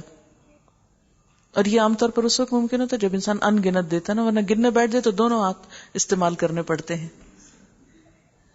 یہ سمجھتے جب آپ جیب میں ہاتھ ڈالیں جو آتا ہے اس طرح دے مٹھی بند کر کے، یہ خبر بھی نہ ہو. ایسے لوگ قیامت کے دن عرش کے سائے تلے ہوں گے جب کوئی سایہ نہ ہوگا سوائے اس سائے کے. لیکن یہ کون کر سکتا ہے؟ جس کے اندر صبر ہو. تو ایسے صبر کرنے والوں کو بدلہ کیسے ملے گا؟ انہیں جنت اور ریشمی لباس عطا کرے گا. وہاں وہ اونچی مسندوں پر تکیے لگائے بیٹھے ہوں گے. نہ انہیں دھوپ کی گرمی ستائے گی نہ جاڑے کی ٹھنڈک. دنیا میں تو یہ ہوتا ہے نا، سردی لگتی ہے آپ دھوپ پہ جاتے ہیں، دھوپ میں بیٹھتے تو گرمی لگتی ہے تو اندر آتے پھر سردی لگتی ہے باہر جاتے ہیں، کہیں بھی چین نہیں آتا. کبھی تھرموسٹیٹ کو اونچا کرتے ہیں کبھی نیچا کرتے ہیں، کہیں امن چین ہے ہی نہیں. لیکن وہاں پر کوئی چیز ایسی پریشان کن نہ ہوگی. جنت کی چھاؤں ان پر جھکی ہوئی سایہ کر رہی ہوگی. دنیا میں کیا ہوتا ہے، آپ کسی سایہ میں بیٹھے تھوڑی دیر میں سایہ ہٹ جاتا ہے، پھر آپ کو اٹھ کے سائے کے نیچے جانا پڑتا ہے. لیکن وہاں وہ سایہ ساتھ جھکتا آئے گا اور اس کے پھل ہر وقت ان کے بس میں ہوں گے، جب جی چاہے کھائیں، کوئی پابندی نہیں. ان کے آگے چاندی کے برتن اور شیشے کے پیالے گردش کرائے جا رہے ہوں گے. شیشے بھی وہ جو چاندی کی قسم کے ہوں گے، اتنے کرسٹل کلیئر. اور ان کو جنت کے منتظمین نے، سرو کرنے والوں نے ٹھیک اندازے کے مطابق بھرا ہوگا. یہ نہیں کہ ٹرے لاتے لاتے ہی چھلک کے گندا کر دیں. ان کو وہاں ایسی شراب کے جام پلائے جائیں گے جس میں سونٹ کی آمیزش ہوگی. یہ جنت کا ایک چشمہ ہوگا جسے سلسبیل کہا جاتا ہے. ان کی خدمت کے لیے ایسے لڑکے دوڑے پھر رہے ہوں گے جو ہمیشہ لڑکے ہی رہیں گے. دنیا کے سرونٹس تو بوڑھے ہو جاتے، جو جتنے ایفیشنٹ ہوتے کام کرنے میں کچھ دن کے بعد ریٹائر. تم انہیں دیکھو تو سمجھو کہ موتی ہیں جو بکھیر دیے گئے. وہاں جدھر بھی تم نگاہ ڈالو گے نعمتیں ہی نعمتیں اور ایک بڑی سلطنت کا سر و سامان تمہیں نظر آئے گا. ان کے اوپر باریک ریشم کے سبز لباس اور اطلس و دیبا کے کپڑے ہوں گے. ان کو چاندی کے کنگن پہنائے جائیں گے اور ان کا رب ان کو نہایت پاکیزہ شراب پلائے گا. یہ ہے تمہاری جزا اور تمہاری کارگزاری قابل قدر ٹھہری. تمہاری کوششیں قبول کر لی گئیں، ان کی قدر کی گئی، کیونکہ وہ اللہ ہی سے قدر پانے کے لیے کام کرتے تھے. اس لیے ان کے کاموں میں کوئی بریک نہیں آئی، وہ ہر حال میں کیے چلے جاتے رہے. انا نحن نزلنا علیک القرآن تنزیلا.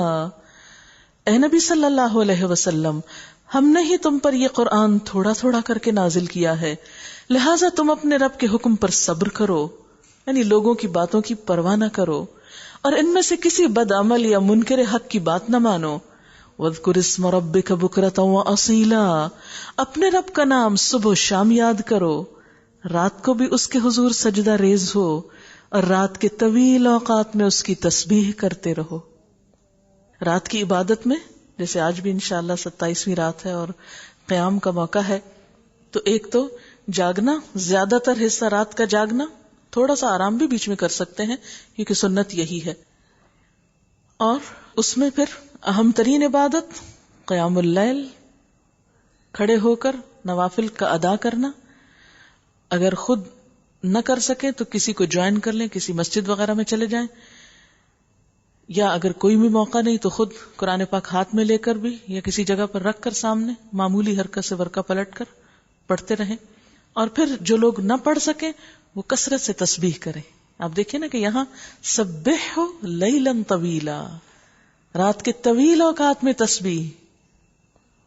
ان ہؤلاء یحبون العاجلہ وَيَذَرُونَ وَرَاءَهُمْ يَوْمًا ثَقِيلًا. یہ لوگ تو جلدی حاصل ہونے والی چیز یعنی دنیا سے محبت رکھتے ہیں اور آگے جو بھاری دن آنے والا ہے اسے نظر انداز کر دیتے ہیں. یعنی رات کی عبادت کون نہیں کر پاتا؟ جس کو دنیا کی فکر ہوتی ہے اور وہ دنیا کی رنگ رلیوں میں مشغول ہوتا ہے. اب دیکھیے کہ جب دنیا کے کسی شغل میلے کے لیے جاگنا ہو تو ہمیں کبھی پریشانی نہیں ہوئی کہ آج رات جاگنا ہے. دیکھیے کیا وجہ ہے کہ نیکی کے لیے اور عبادت کے لیے جاگتے وقت ہمیں تھوڑی سی فکر ضرور ہوتی کیسے جاگیں گے. جاگیں گے پھر صبح اٹھیں گے تو کیا ہوگا، اور پھر تو کوئی کام نہیں ہو سکتا، اس لیے کل تو کچھ نہیں ہونا چاہیے. یہ لوگ تو جلدی حاصل ہونے والی چیز دنیا سے محبت رکھتے ہیں، اور آگے جو بھاری دن آنے والا ہے اسے نظر انداز کر دیتے ہیں. ہم نے ہی ان کو پیدا کیا ہے اور ان کے جوڑ بند مضبوط کیے ہیں، اور ہم جب چاہیں ان کی شکلوں کو بدل کر رکھ دیں. ان هذه تذکرہ فمن شاء اتخذ الى ربه سبیلا. یہ ایک نصیحت ہے، اب جس کا جی چاہے اپنے رب کی طرف جانے کا راستہ اختیار کر لے. وما تشاءون الا ان يشاء اللہ، اور تمہارے چاہنے سے کچھ نہیں ہوتا جب تک کہ اللہ نہ چاہے. یقیناً اللہ بڑا علیم اور حکیم ہے، اپنی رحمت میں جس کو چاہتا ہے داخل کرتا ہے. يدخل من يشاء في رحمته والظالمين اعد لهم عذابا أليما، اور ظالموں کے لیے اس نے دردناک عذاب تیار کر رکھا ہے. سورۃ المرسلات. بسم اللہ الرحمن الرحیم.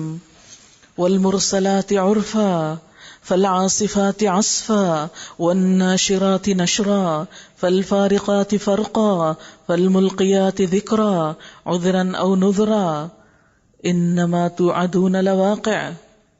قسم ہے ان ہواؤں کی جو پیدر پہ بھیجی جاتی ہیں، پھر طوفانی رفتار سے چلتی ہیں اور بادلوں کو اٹھا کر پھیلاتی ہیں، پھر ان کو پھاڑ کر جدا کرتی ہیں. یعنی کبھی اکٹھا کرتی ہیں، کبھی وہی ہوائیں ان کو الگ الگ کر دیتی ہیں. پھر دلوں میں خدا کی یاد ڈالتی ہیں، عذر کے طور پر یا ڈراوے کے طور پر. جس چیز کا تم سے وعدہ کیا جا رہا ہے وہ ضرور واقع ہونے والی ہے.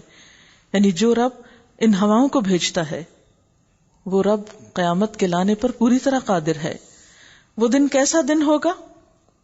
فَإِذَا النُّجُومُ طُمِسَتْ وَإِذَا السَّمَاءُ فُرِجَتْ. پھر جب ستارے مان پڑ جائیں گے اور آسمان پھاڑ دیا جائے گا اور پہاڑ دھنک ڈالے جائیں گے اور رسولوں کی حاضری کا وقت آ پہنچے گا. اس روز وہ چیز واقع ہو جائے گی. کس روز کے لیے یہ کام اٹھا رکھا گیا؟ فیصلے کے روز کے لیے. اور تمہیں کیا خبر کہ وہ فیصلے کا دن کیا ہے؟ وَيْلٌ يَوْمَئِذٍ لِّلْمُكَذِّبِينَ. تباہی ہے اس دن جھٹلانے والوں کے لیے. أَلَمْ نُهْلِكِ الْأَوَّلِينَ ثُمَّ نُتْبِعُهُمُ الْآخِرِينَ. کیا ہم نے اگلوں کو ہلاک نہیں کیا، پھر انہی کے پیچھے ہم بعد والوں کو چلتا کریں گے. مجرموں کے ساتھ ہم یہی کچھ کیا کرتے ہیں. وَيْلٌ يَوْمَئِذٍ لِّلْمُكَذِّبِينَ. تباہی ہے اس دن جھٹلانے والوں کے لیے. کیا ہم نے ایک حقیر پانی سے تمہیں پیدا نہیں کیا اور ایک مقرر مدت تک اسے ایک محفوظ جگہ ٹھہرائے رکھا؟ تو دیکھو ہم اس پر قادر تھے، بس ہم بہت اچھی قدرت رکھنے والے ہیں. وَيْلٌ يَوْمَئِذٍ لِّلْمُكَذِّبِينَ. تباہی ہے اس روز جھٹلانے والوں کے لیے. أَلَمْ نَجْعَلِ الْأَرْضَ كِفَاتًا أَحْيَاءً وَأَمْوَاتًا. کیا ہم نے زمین کو سمیٹ کر رکھنے والی نہیں بنایا، زندوں کے لیے بھی اور مردوں کے لیے بھی، اور اس میں بلند و بالا پہاڑ جمائے اور تمہیں میٹھا پانی پلایا. وَيْلٌ يَوْمَئِذٍ لِّلْمُكَذِّبِينَ. تباہی ہے اس روز جھٹلانے والوں کے لیے. انطلقوا إِلَى مَا كُنتُم بِهِ تُكَذِّبُونَ. چلو اب اسی چیز کی طرف جسے تم جھٹلایا کرتے تھے. چلو اس سائے کی طرف جو 3 شاخوں والا ہے. سائے سے مراد یہاں دھوئیں کا سایہ ہے، کیونکہ جب زیادہ بڑا دھواں اٹھتا ہے تو اوپر جا کر کئی حصوں میں تقسیم ہو جاتا ہے. لا ظلیل ولا یغنی من اللہب. نہ ٹھنڈک پہنچانے والا اور نہ آگ کی لپٹ سے بچانے والا.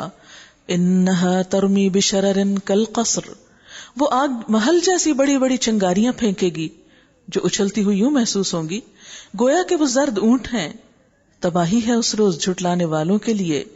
ویل یومئذ للمکذبین. ھذا یوم لا ینطقون.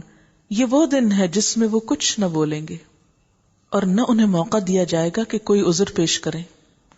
ویل یومئذ للمکذبین. تباہی ہے اس دن جھٹلانے والوں کے لیے. ھذا یوم الفصل جمعناکم والاولین. یہ فیصلے کا دن ہے، ہم نے تمہیں اور تم سے پہلے گزرے ہوئے لوگوں کو جمع کر دیا ہے. اب اگر کوئی چال تم چل سکتے ہو تو میرے مقابلے میں چل دیکھو. ویل یومئذ للمکذبین، تباہی ہے اس دن جھٹلانے والوں کے لیے.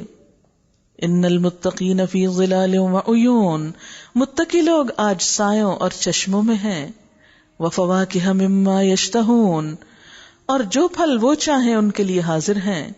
کلوا واشربوا ہنیئا بما کنتم تعملون، کھاؤ اور پیو مزے سے اپنے ان اعمال کے صلے میں جو تم کرتے رہے ہو. انا کذالک نجزی المحسنین، ہم نیک لوگوں کو ایسی ہی جزا دیتے ہیں. ویل یومئذ للمکذبین، تباہی ہے اس روز جھٹلانے والوں کے لیے. کلوا وتمتعوا قلیلا انکم مجرمون، کھاؤ اور مزے کر لو تھوڑے دن، حقیقت میں تم لوگ مجرم ہو. یعنی دنیا کی زندگی میں انسان جتنا بھی مزے کرے بالآخر وہ ختم ہو جانے والی ہے. ویل یومئذ للمکذبین، تباہی ہے اس روز جھٹلانے والوں کے لیے. وَإِذَا قِيلَ لَهُمُ ارْكَعُوا لَا يَرْكَعُونَ، جب ان سے کہا جاتا ہے کہ جھکو تو جھکتے نہیں. ایک تو اللہ کے آگے اور ویسے بھی عام زندگی میں عاجزی والا مزاج نہیں رکھتے. وَيْلٌ يَوْمَئِذٍ لِّلْمُكَذِّبِينَ، تباہی ہے اس روز جھٹلانے والوں کے لیے.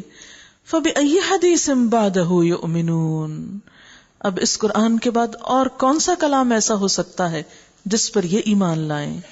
وآخر دعوانا ان الحمد للہ رب العالمین.